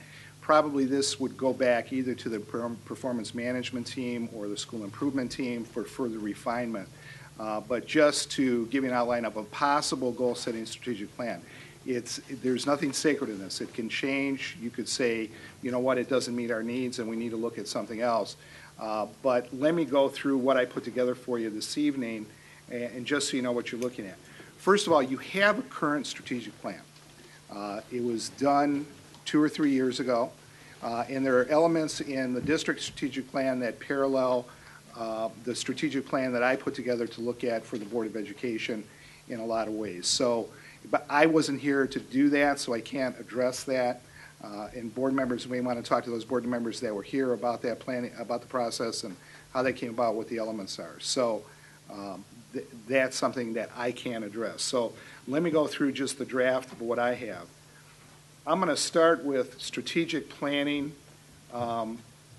expectations for any strategic plan improvement plan. And I think there's some elements that the board really has to consider when you go through this. One is the board and the administration provide the leadership to the district. There's a partnership here, and between the two and staff, we create that kind of leadership. There has to be a culture of trust and acceptance in the value of change, because if you go through that, there will be change that's going to happen, and we have to value that and embrace that. If you're going to be committed to the status quo, then that's going to be problematic for an organization that wants to continue to move forward. Efforts are aligned with students and their achievement. This is about student-centered. So decision-making should be first based on students. And we've already talked about that tonight in the vision statement. Is it student-centered? Yeah, it absolutely should be. It should be a vision of how you want students, when they leave Elmhurst, what they should look like. What should they have when they go out in the real world? Focused on established goals into continuous improvement. Continuous improvement is important, and that goes for expecting corrections and adjustments. If you're going to be a continuous improvement district, you have to allow for mistakes. You have to allow for missteps. And you have to be accepting of that and not be overly critical when those mistakes happen, because we all know what happens in the reverse. If you start criticizing people, you start pointing fingers, you start banging the table at the mistakes, people will not be anxious for innovation or change, because innovation and change creates problems and mistakes inherently. And, you know, there's always the saying that if you're not making mistakes, you're not pushing hard enough, that you're really keeping the status quo because it works. And I think as a district, my sense is people want to be innovative, they want to be cutting edge, they want to change for student achievement's sake. And so those kinds of things are going to happen, and you have to be accepting of that. The caveat is we shouldn't be making the same mistakes over and over again. That, you know, if we're making those same mistakes, then we should be criticized, and that's part of the accountability. And support for improvement efforts in innovation. This one may take resources, and I think the board's going to have to recognize that as we innovate, as we change, there may have to be a realignment of resources, or there may have to be new resources that are brought to bear. Innovation is not free all the time. There are resources. You know, corporations go through research and development. They spend dollars on those issues. You know, we sometimes in education are reluctant in these tough economic times to do R&D. And yet R&D, if you're going to believe in innovation and change, those kind of commitments have to happen. Recognize and celebrate student, staff, school, and district accomplishments. You know, that as a team, we need, the board and the administration, all of us need to recognize that. And again, as I said, acknowledge failures and improve the system. So those I just put out there because I think there has to be a basic understanding of that is kind of the framework of moving forward on a strategic plan and what that means at all levels, at the building level, at department levels, at all of those. Any questions about that? I have one. Yep. I added, I'm sure that you had this in mind, but I think we need to spell it out. And I wrote down value feedback, which means you seek it out, you listen and you clarify, you take action and you follow up. I think we have to have that in expectations. I don't disagree. Okay. One of the only other things that I would bring up, and I'm not sure if it's already been captured,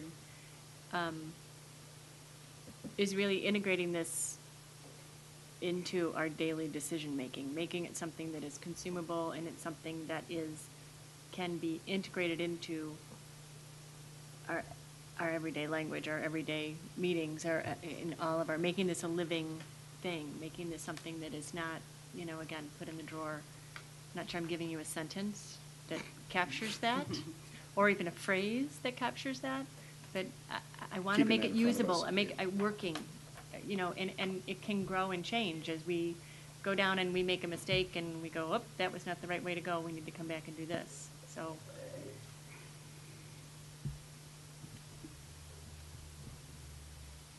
I had one additional piece for the recognizing and celebration.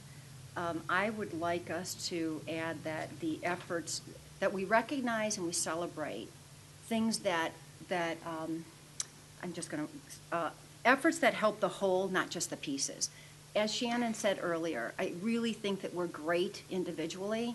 We don't always look at how do we fit into the whole. And I think that if we recognize and celebrate that, it happens.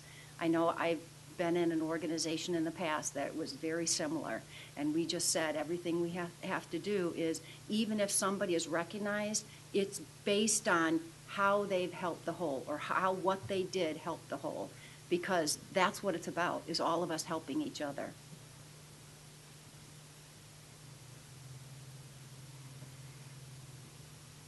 Other comments? Then let me turn to the strategic planning process itself. And this is just, again, an outline just to get a handle on how you go about this process. And so, first of all, one of the key things, I think the first thing that we need to identify is our performance indicators for the district. What is it we're going to be held and look at as an accountability measure for the school district as a whole? And those are going to be dictated a little bit by state improvement performance indicators, the state core standards. Those kinds of things are going to be out there that we're going to have to be accountable for. And so those are kind of a given, but we need to capture those and say, you know, what is that performance indicator? We want to decide our own performance indicators. What are the things that are of value to this district that we want to collect data on and assess on a regular basis as a basis for our improvement process? And then identify intermediate performance indicators by level and department. So what I mean by that is you're going to have, I think, a vision of short-term and long-term goals. And what you want to do is, once you establish a baseline for the data from the performance indicators, you're going to be looking at where would you like to be in the future in 3 years? Where would you like to be longer out in 4 to 5 years? And establish those benchmarks as you look at the performance indicators. For example, where do you want to be on an ACT composite? Where are we now? What's the benchmark in 3 years that the board wants to see improvement? Where do we want to be in 6 years? And then we start tracking that data over time. So those are the kind of things that are going to take discussions and time with staff and with the board to establish those performance indicators. You don't want to overwhelm people with thousands of performance indicators, but you do have to have some key ones and have key ones in every department and every part of the district operation, and because that's how you're going to track improvement over time. Then you do data gathering. You collect the data from those state and district performance indicators. Where are we as Elmhurst? You collect that data, and then you identify those intermediate and long-term performance indicators and those benchmarks. And again, establishing short-term, long-term, 3 years to 6 years. Once you have that data and you have put in your benchmarks of where you want to be, then you compare where you are now to where those performance benchmarks are. In my experience, some of those you will have already achieved. Let's talk about the Illinois state testing. Probably your realistic goal is to be in the 95th percentile on proficiency and above. Well, on that one, you're probably already there. And so that's a benchmark you're probably going to establish by grade level, and you will be in that performance indicator. Now, maybe you want a higher standard, 97, 98, but you have to be realistic on what those are. There are going to be other data points where you're going to see a gap between where you think Elmhurst should be and where we presently are. Those are the ones that are going to drive your improvement process, because those are the ones you're going to establish. So with the data gathering, you're not guessing on what your goal setting should be. You're actually looking at data and establishing your priorities based on where the data says you need to improve. And then the next step is to go through and establish those goals and then start talking about strategies and interventions that are going to improve that particular area, that particular goal area. And that's where you start talking about resource allocation.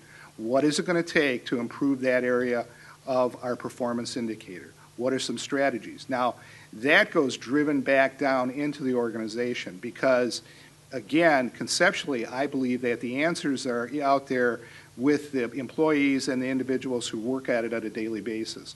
So I think you have to give them an opportunity to say, hey, I think we know how to improve this data performance indicator, and here's some ideas to create a strategic plan. And that goes from building level and department level, moving back up to have the board as part of that process to talk about what are those strategic plans, establishing how they're going to improve, how much improvement do we expect from those interventions, and then look at some way to either fund those or create opportunities to have those opportunities for the strategic plan to go into effect. And that leads to the next one, implementation, monitoring, and adjustments. You're going to track those strategic plans and see how effective they are over the short term, long term. Are they creating the success that you feel is important to have? And then finally, holistic accountability. We focus on the results. Everybody's responsible. It's not just one department. It's all of us as a district responsible for improvement.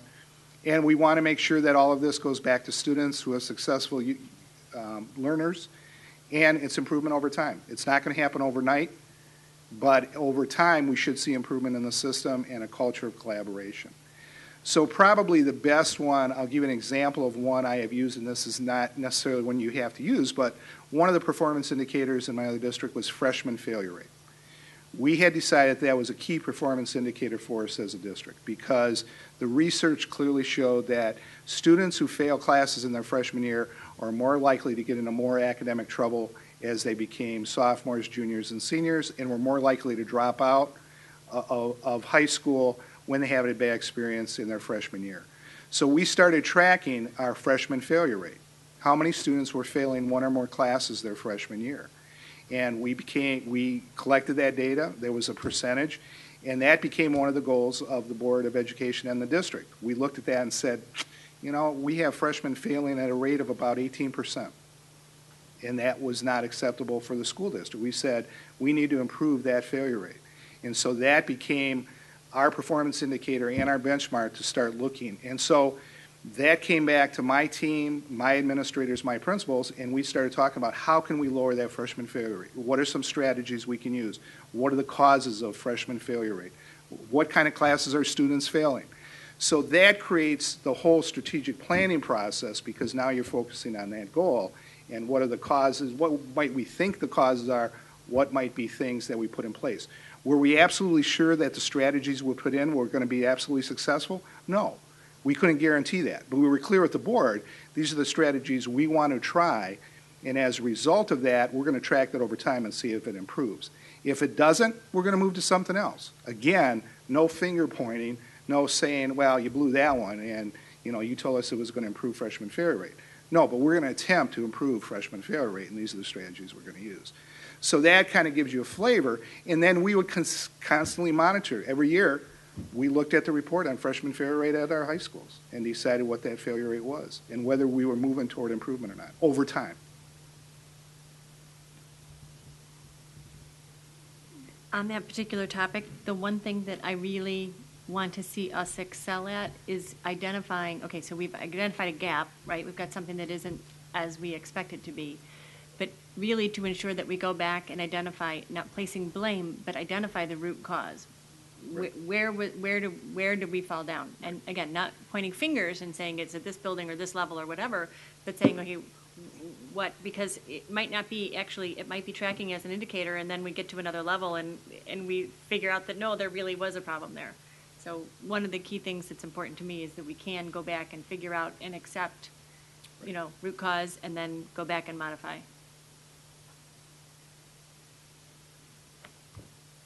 Chris? So, one question is building on. Thank you. This is fantastic and it helps anchor, kind of the discussion. I think in the performance management committee we talked about a process like this. I think this dovetails with, what performance management is going to end up being. Kind of as far as next steps, I would love to see us putting kind of maybe some windows for dates on some of this stuff. Do you have that kind of in the back of your mind? Yeah, I wanted the board to see conceptually the whole picture tonight, but then we would go back and start chunking out how can we get this work done over time and what are the first steps. For example, the first one here is to decide on the district performance indicators. What are the ones we're going to focus in on?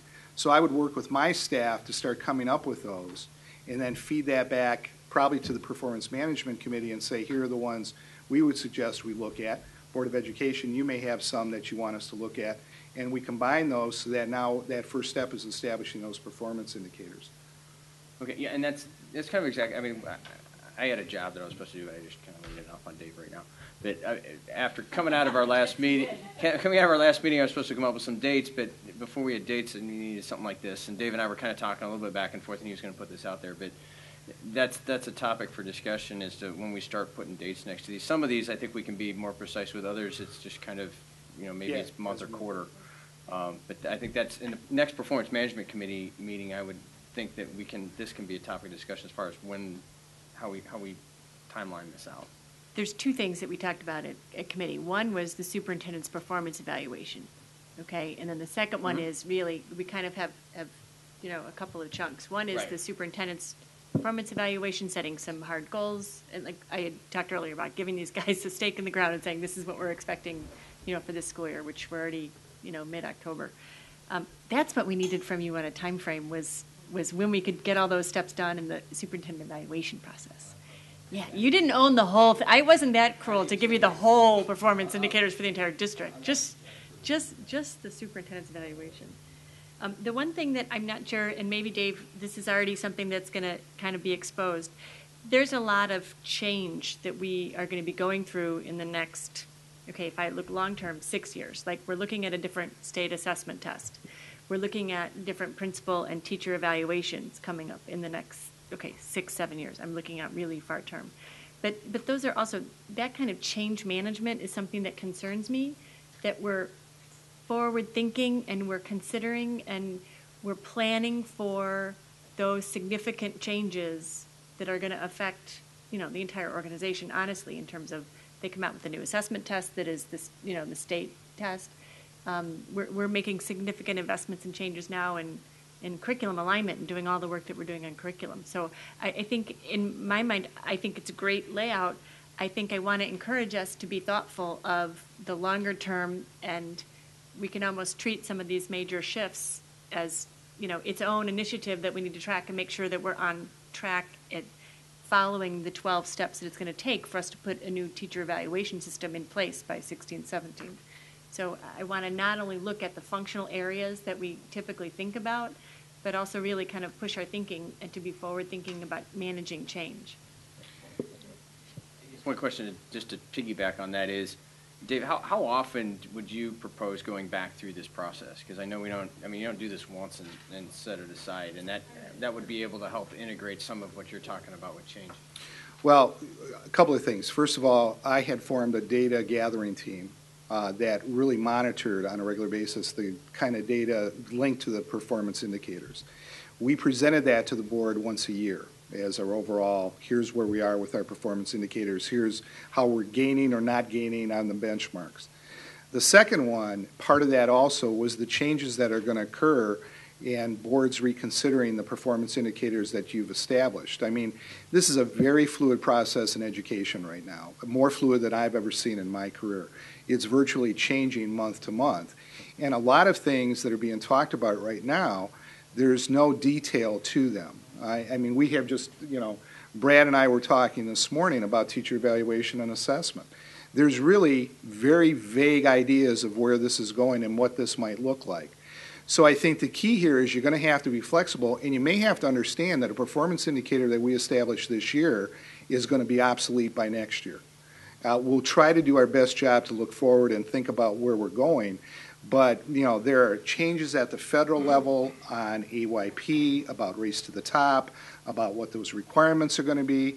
The teacher evaluation system is one that there's a lot of decisions in the details that have to be made that have not been made yet. There's a lot of recommendations out there, but until those are established, it's hard to assess where we're going. And I think it's going to change the landscape and probably continually change. So, again, my answer to that would be we just need to remain flexible. And when we know a performance indicator that we had envisioned as a key one is no longer valid, we have to be saying, you know what, we're going to have to throw that one out. And we can't waste time on evaluating something that is obsolete or no longer relevant to where we're going as a school district. But I think there are some things as you look at the data that you're going to say, you know what, that's going to be valid. It's going to be a key indicator for us no matter what. And those are the ones you really want to look at closely. first of all, thank you. This is a great roadmap for where we're going. I think this has been very helpful. I just have kind of an inconsequential question. Just give me an order of magnitude of performance indicators that you think you would use, that you've used in the past. Is it 25, 3, 50? You know, it has varied a little bit, depending. What I usually ask is, when I go back to my staff, I look at us from the framework that is the next step that I just want to review briefly with the board. Under that framework and under those standards, we want to capture data under each one of those. So what it usually turns into is every department, and in the sense what I'm talking about is like even operations, facilities, finance, they're going to look at their department and say, what is a valid performance indicator for our improvement process? What is it as Chris should be tracking as a key performance indicator on tracking finance? What are those key elements and how are we doing that? And then capturing those and then bringing those back to the performance team or to the Board of Education as a whole to say these are recommendations to adopt that. So it depends on the department and how many. Some departments really have embraced it and said, no, there's a multiple number of district improvements that we want to track ourselves in. I had one operations department that went through and looked at square footage cleaning, manpower hours. I mean, they just had a list of data performance indicators that they wanted to capture, but they had somebody that was really into data performance, and that was really helpful to improve the efficiency and the effectiveness of their department. They did surveys and all of that. One of the other things that I think you're going to be challenged with is a lot of what we talk about, while we talk about concrete kind of quantitative assessments, there are also going to be qualitative assessments that are going to be important to this process. Satisfaction levels of parents, students, and employees. We already talked about this a little bit, even when we're talking about our vision. How do you capture that data? How do you start benchmarking the data and using that over time? And that's going to be challenging because, you know, survey data, it has to be good survey data. It has to be reliable, valid, especially if you're going to use it as a performance indicator to track improvement over time. So that's another challenge for us with our resources that we have of how we accomplish that. I'm going to ask you about that because one of our governance priorities is culture and instilling a culture of trust. And that's a tough one to measure and see a growth in trust. I guess would be a survey. Is a very good idea on that one. I think it's always, you know, and I don't want to decide ahead of time what the performance indicators may be, but I think one that I think is perfectly legitimate that you have to look at is what is the satisfaction overall of your employees in the district? Because if you believe that satisfied employees perform better and are more likely to perform in the classroom and perform as an organization, you have to somehow assess the satisfaction level. And it's not just a trust issue. It may be a lot of issues. It may be, you know, just overall satisfaction with our responsiveness, overall satisfaction with the Board of Education and the decision-making process, overall satisfaction with communication as an employee. So again, you know, and I'm going to caution this. You have to do that initial survey, and some of the results may not be great. You know, and you may be embarrassed by some of the results, and I'm not predicting that. But if you believe in continuous improvement, you have to collect that data, and you have to then focus on how can we improve where we are right now and where are the standards we want to be. The one thing that I heard you say, we like a lot of data. Like we like seeing the reports. We like looking through all that stuff and digging in at different times. And I want to caution us or be careful to not to set too wide of a net of things that we want to monitor. I mean, we want to monitor things that are going to affect performance, right? Going back to our core, you know, mission and vision, whatever wording we come up with. But that's what we're trying to do. We're trying to monitor things to affect change. And it doesn't mean that you're not trying to monitor things to celebrate successes, but really the focus is that we're keyed in on the things that we're watching closely to make sure that we are effective with the investments that we're making. Is that a fair? I just want to be careful that we're not monitoring 8,000 things because we can be. No, that's kind of our job too. I mean, when you set the district performance indicators, they're going to be overall big picture performance indicators. We're going to go back as we start this process of strategic improvement.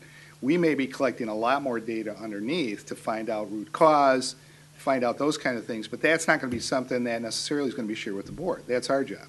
But overall, we're going to track that overall district performance over time.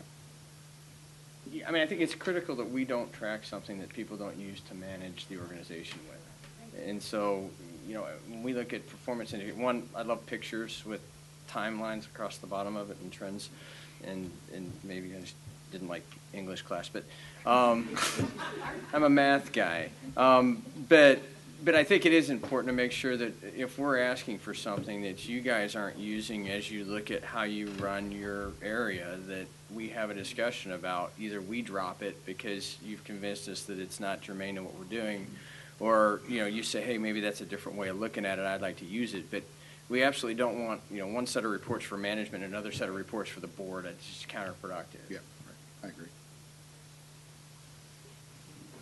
Dave, I like the comment that you made about we have to be flexible.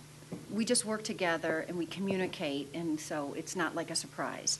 I like the idea of being flexible versus waiting until all the T's are crossed and the I's are dotted, because then we're behind.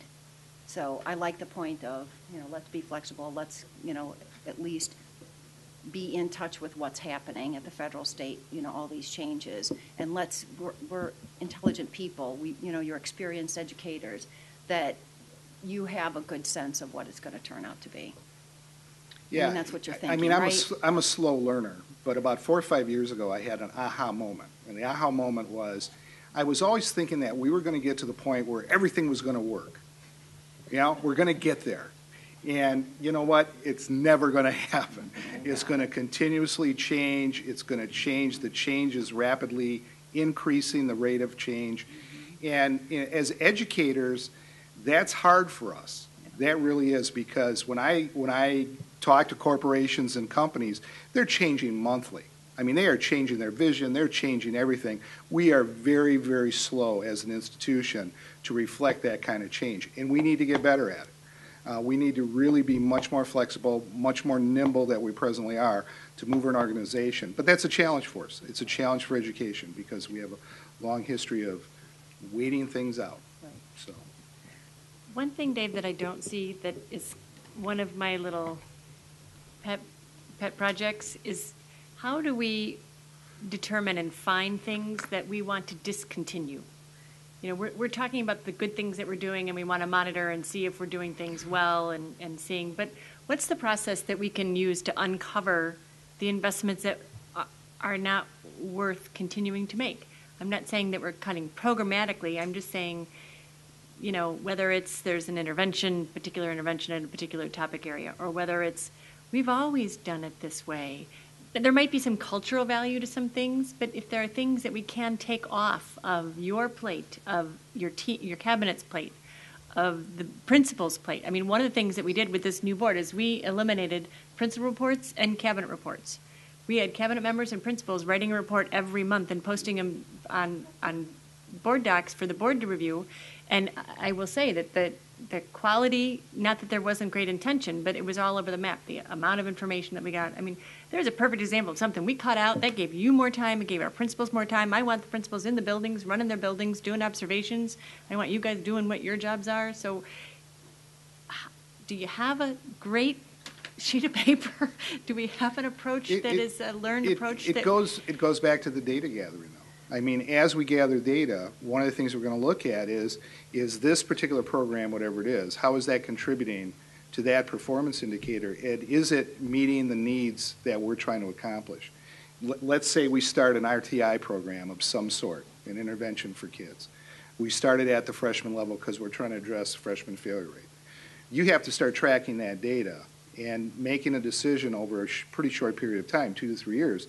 Is that intervention making a difference, and are we seeing the increases in student achievement that we envision through that intervention? The answer may be yes or maybe no, that we're seeing no difference. Then it's obligation for us to say, okay, we might have to abandon that one because that one is just not working. But we're going to look at something different to increase it in another way. And that maybe that wasn't the root cause, so we're going to have to revisit that. So I think part of that is looking at the data and what's the data that supports that. And is there, again, if we eliminate that program, what are the consequences of eliminating that program? Are there intended consequences, and are there unintended consequences? And are we thoughtful in how we're doing that so that we're not creating something that all of a sudden comes back and really haunts us over time, because, you know, unintended consequences are always there. I mean, in my own personal life, you do things and you do them because you've been doing them for 10 years or for 20 years or whatever, and you're in a habit. And there's things that we could capture time back. We could capture, you know, time to be spent on things that we think are more important. So I would just encourage some kind of approach and some discussion, you know, all the way through the organization, that it's okay to say, you know what, this isn't cutting it, or this isn't really directly tied to what we're trying to accomplish here. So maybe we could have somebody look at it, take a look at it, see if we can remove it, take it off somebody's plate. I just think some approach to doing that might be valuable. Maybe not. But.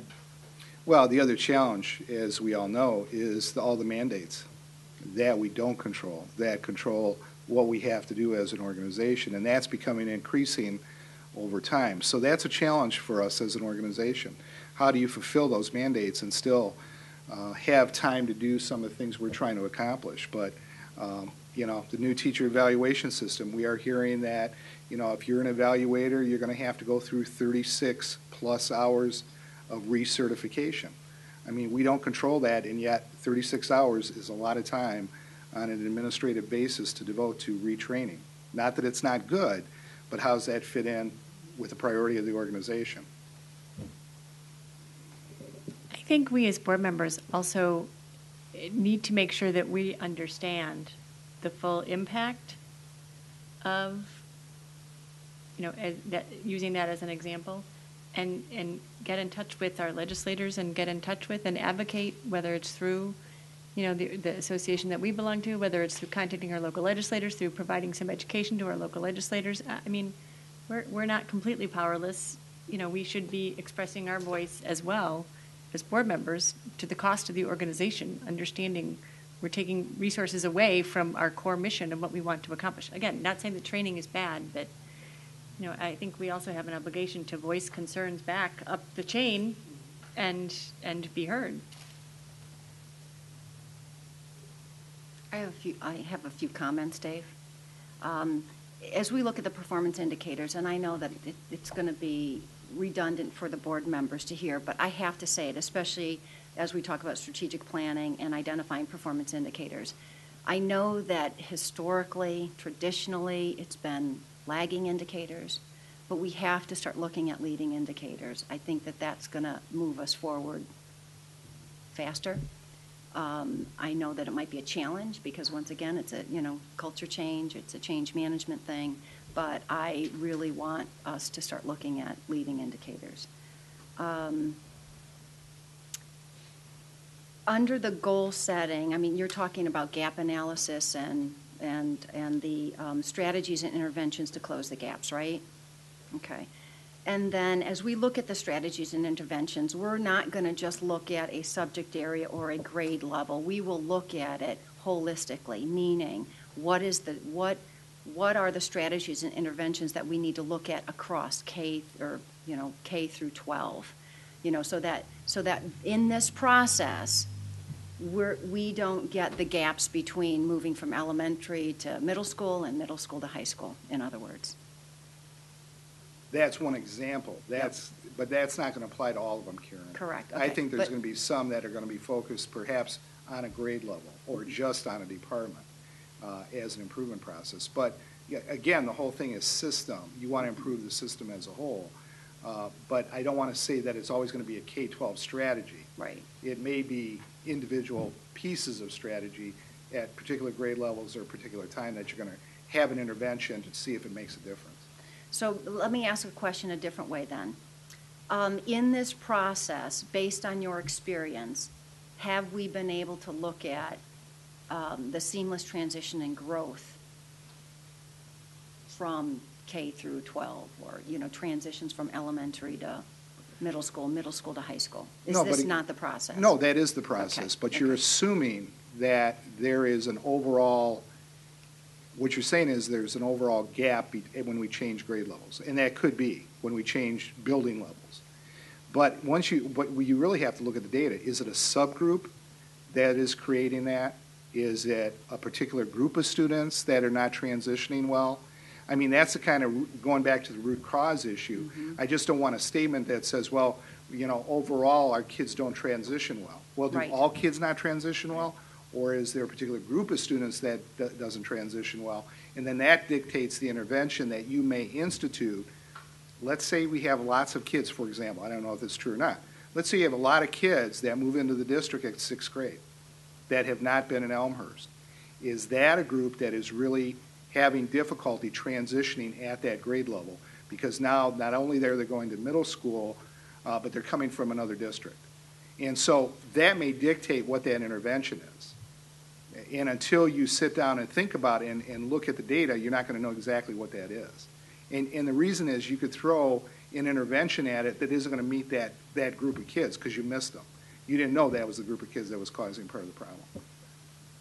Okay, so it boils down to what performance indicators then? Right. Okay, all right, so it's, I just wanted to understand in this process, how does that particular situation work in it? Okay, so that gives me a better idea.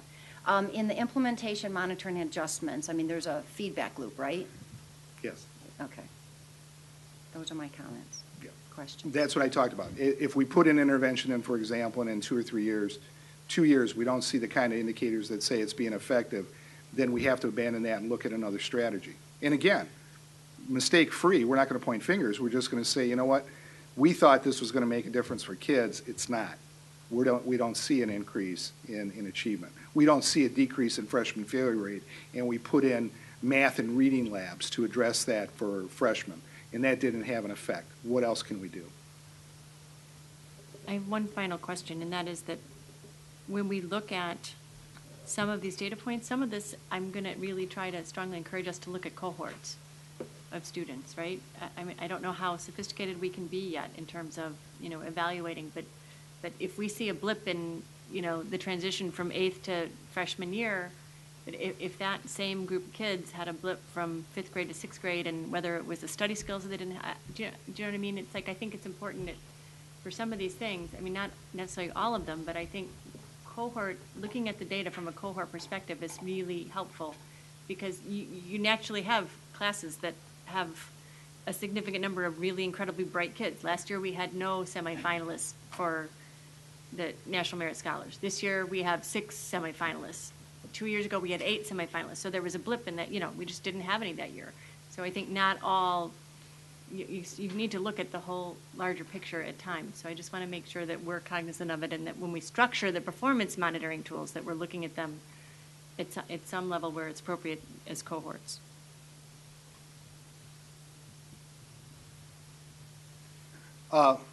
Moving on, the final thing, and I'm not going to spend a lot of time on this because of the lateness of the hour, but what you have is just an outline of kind of a framework for the operations of the district. And what you have is really the creation of 4 separate kind of key standards that the district represents. And those are teaching for learning is one. The second one is personnel and professional leadership. The third one is school and community relations. And then the fourth one is data and information management. So under that framework, what I've tried to do is capture the operation of the school district in those 4 categories. And then what I've done is put together a tentative value statement about that particular area. So for going back to teaching for learning, Elmhurst holds high expectation for all students. The district identifies essential curricular content, makes certain it is sequenced appropriately and is taught effectively in available instructional times. Assessments are used to align to curricular content and are used to guide instructional decisions and monitor student learning. So that would be an overall big picture value statement of what we believe in under teaching for learning. And then there are standards that have been created under each one of those. So there's a curriculum standard, there's an instructional standard, and there's an assessment standard under teaching for learning. And so that would be the overall framework that you're going to look at when you start gathering performance data and performance indicators. So you would say, okay, what is an indicator for some of these areas in curriculum? What are the kind of things we want to look at? So for under each one of those, that would kind of be the overall arching framework that we're using to create the performance indicators for the district, making sure, for example, personnel. Do we have the things in for the new evaluation system? What are those performance indicators? What are our retention rate for new teachers? Those kinds of data points would be related to personnel and leadership. What I'd like to do is then, as the board looks at this and you have time to really contemplate it, feed that back to the performance management system, because we'll put that on an upcoming agenda to start looking at and start evaluating where we are with those. I love it.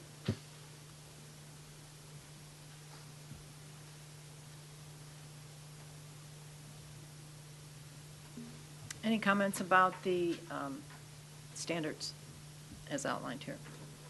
We'll take them back, we'll dig into them a little bit and take them to the committee. That committee is meeting October 19th. Are there any comments from the audience on this topic of the outline of the goal setting and the strategic plan? Seeing none. Our upcoming meetings will be, we have two committee meetings upcoming. The 19th is the Performance Management Committee meeting at 6:30. The 26th is the Board Improvement Policy Committee meeting at 7. And we have our regularly scheduled Board of Ed meetings on Tuesday the 25th, which is our business meeting, and then November 15th, which will be a combination business and workshop meeting, as it's the only one we'll have in November due to the conference at the end of the month. We have board communications. We've had two committee meetings. We've had on September 28th the Board Improvement and Policy meeting. Mrs. Stufen.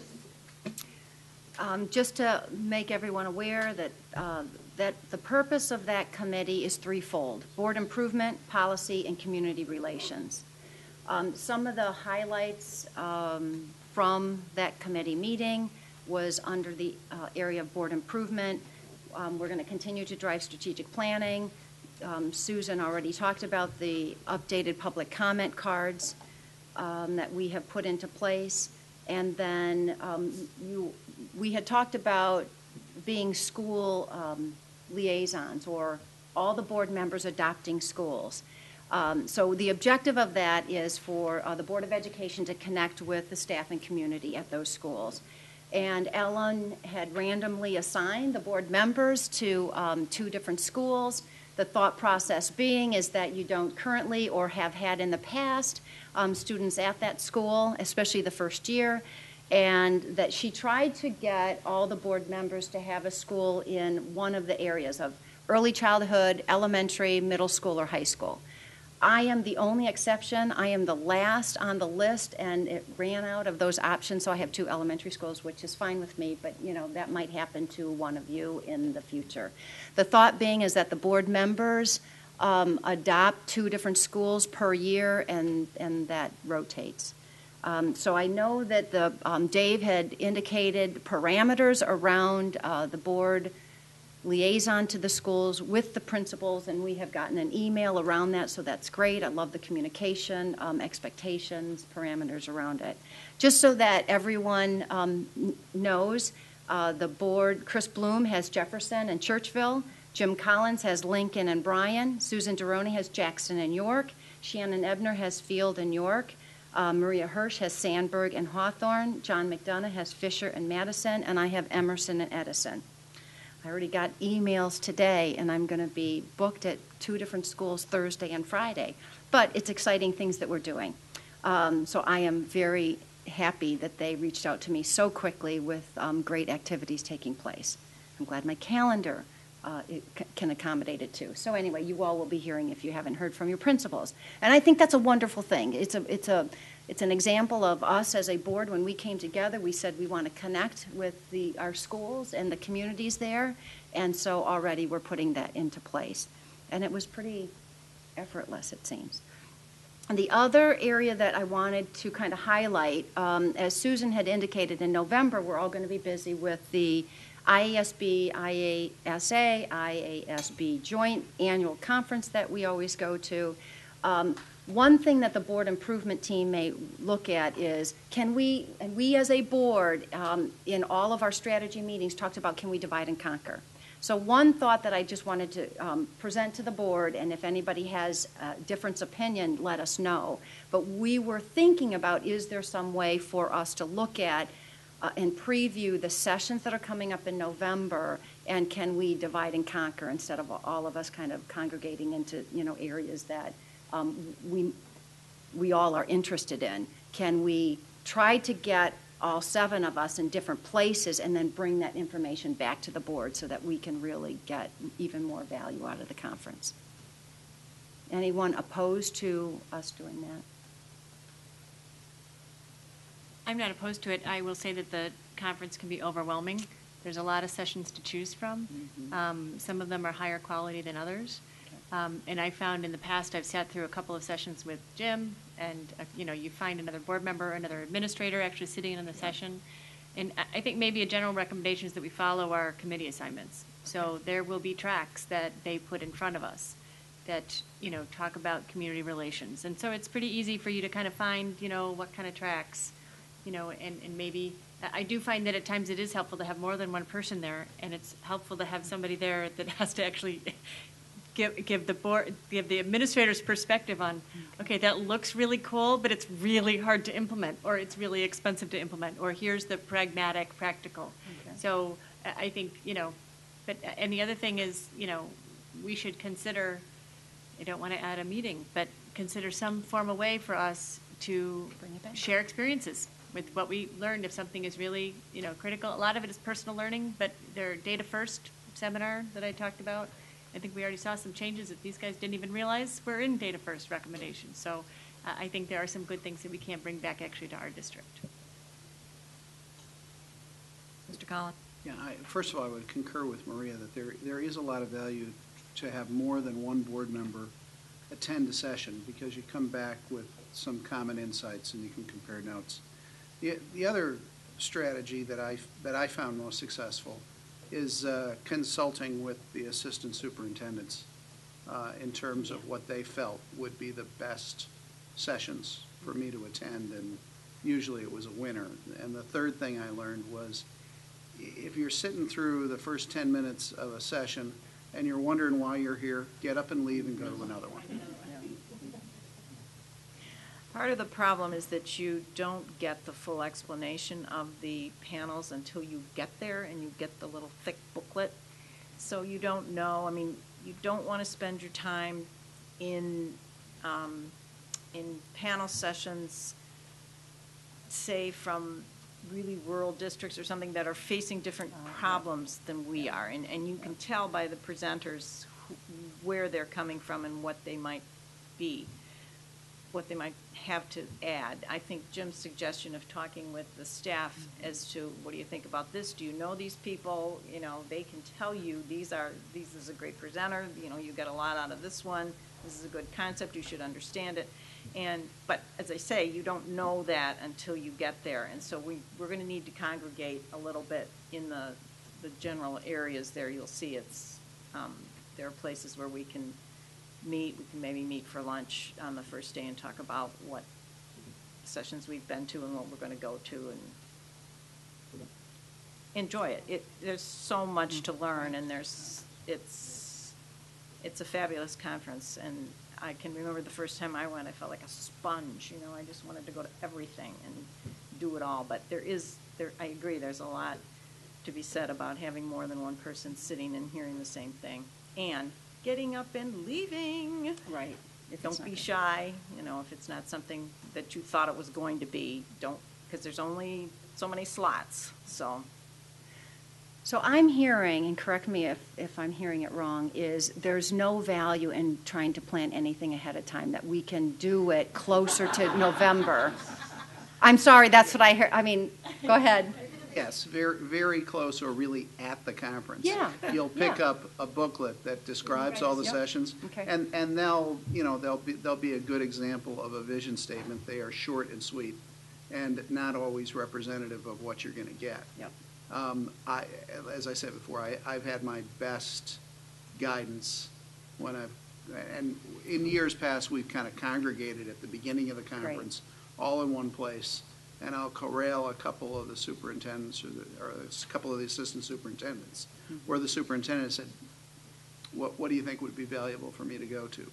That's when I've had my best luck of going to the best sessions. All right, good, because we have enough to do in the committee, so we'll take that off our plate. Great insights. And bring your little booklet to the events on Friday night when some of these people will be there as well. That's another good time to talk with them.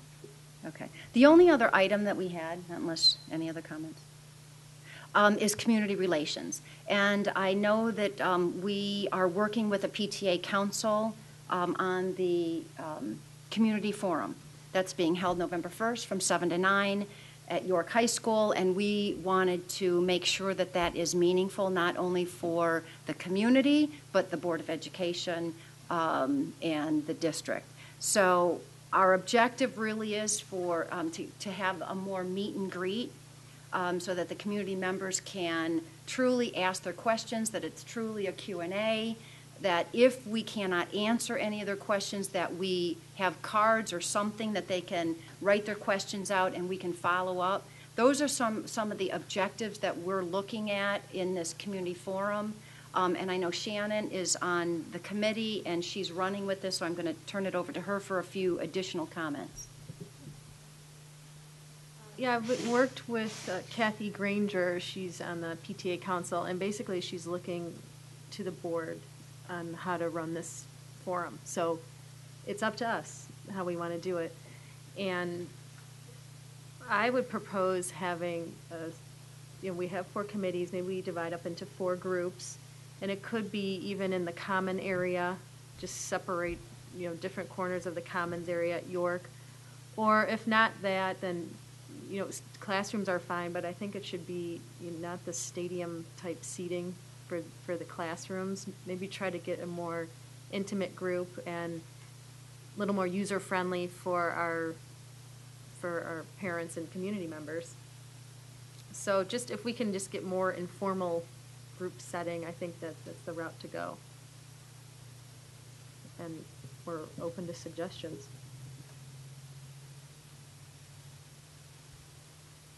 The best community forum that I attended was many years ago. And it was really in the Commons area at York, I believe. And it was round tables, and a board member just sat down, and people just found you and talked about, asked questions, because not everybody's comfortable raising their hand, going to the microphone, going. And there's also a competition for raising your hand for, when we stay focused on one problem area for 25 minutes of the 30-minute session that we're supposed to be talking about curriculum and instruction. It's a really big topic. So maybe sometimes, conversations, they can be more educational and more conversational. Just, one idea from old.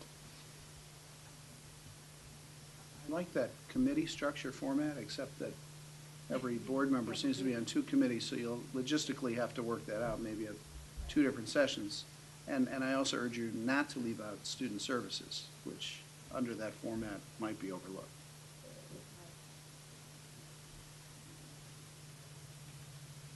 Were you suggesting, Maria, that we split up entirely?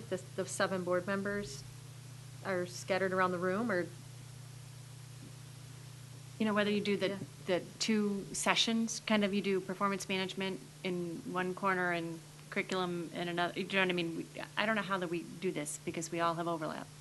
I don't know if there's any way that you're going to get all the board members to the different groups because we don't have a clear cut.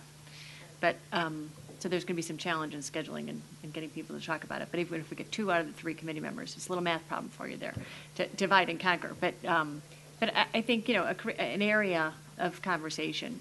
It's hard for all 7 board members. That's why we created committees. It's hard for all 7 of us to be able to answer every question. But it's good initiation trial by fire for the 4 new board members to have to be able to field a question on any topic area from any parent at every level. I think it's okay to say, I don't know the answer to that. And instead of trying to just maybe say some jargon or, some canned answer. We could say, I really don't know the answer to that. Can I get back to you? And we could even use, these new sheets if people want to write down comments and have some follow-up mechanism too. If someone just wants to write something down and, leave it at the front table, we should get back to them that way too. I'm going to suggest that we take this little discussion offline and get our thoughts to Shannon on this, or anybody else who is part of that committee, and that we move on with our committee report right now on curriculum and instruction due to the lateness of the hour.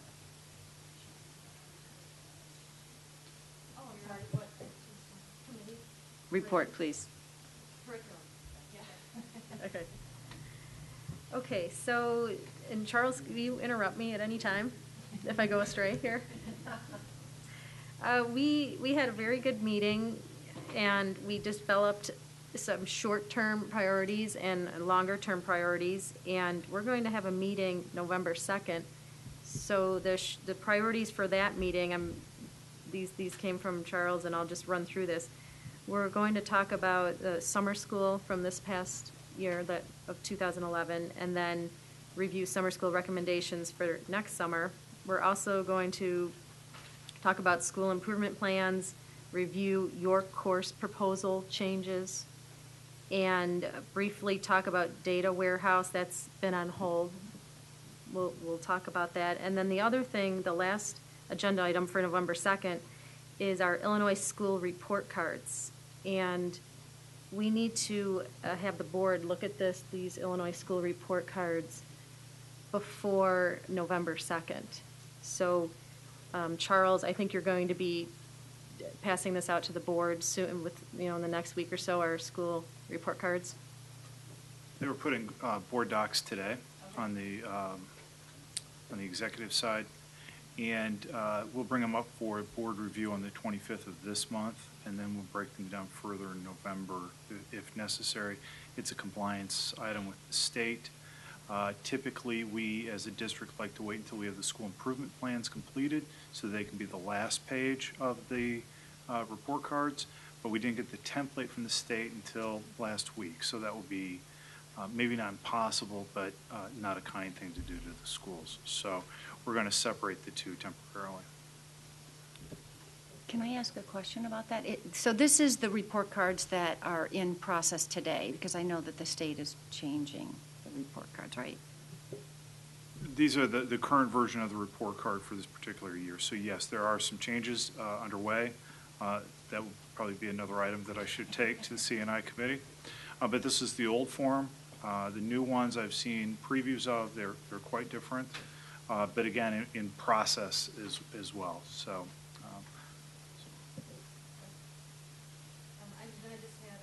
Our longer-term priorities. We talked about cost-benefit analysis for some of our intervention programs.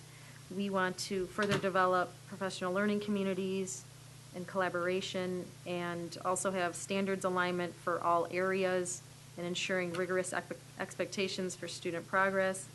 We talked about kindergarten readiness, and also having alignment between EPAS, our high school standards, with our K through 8 standards.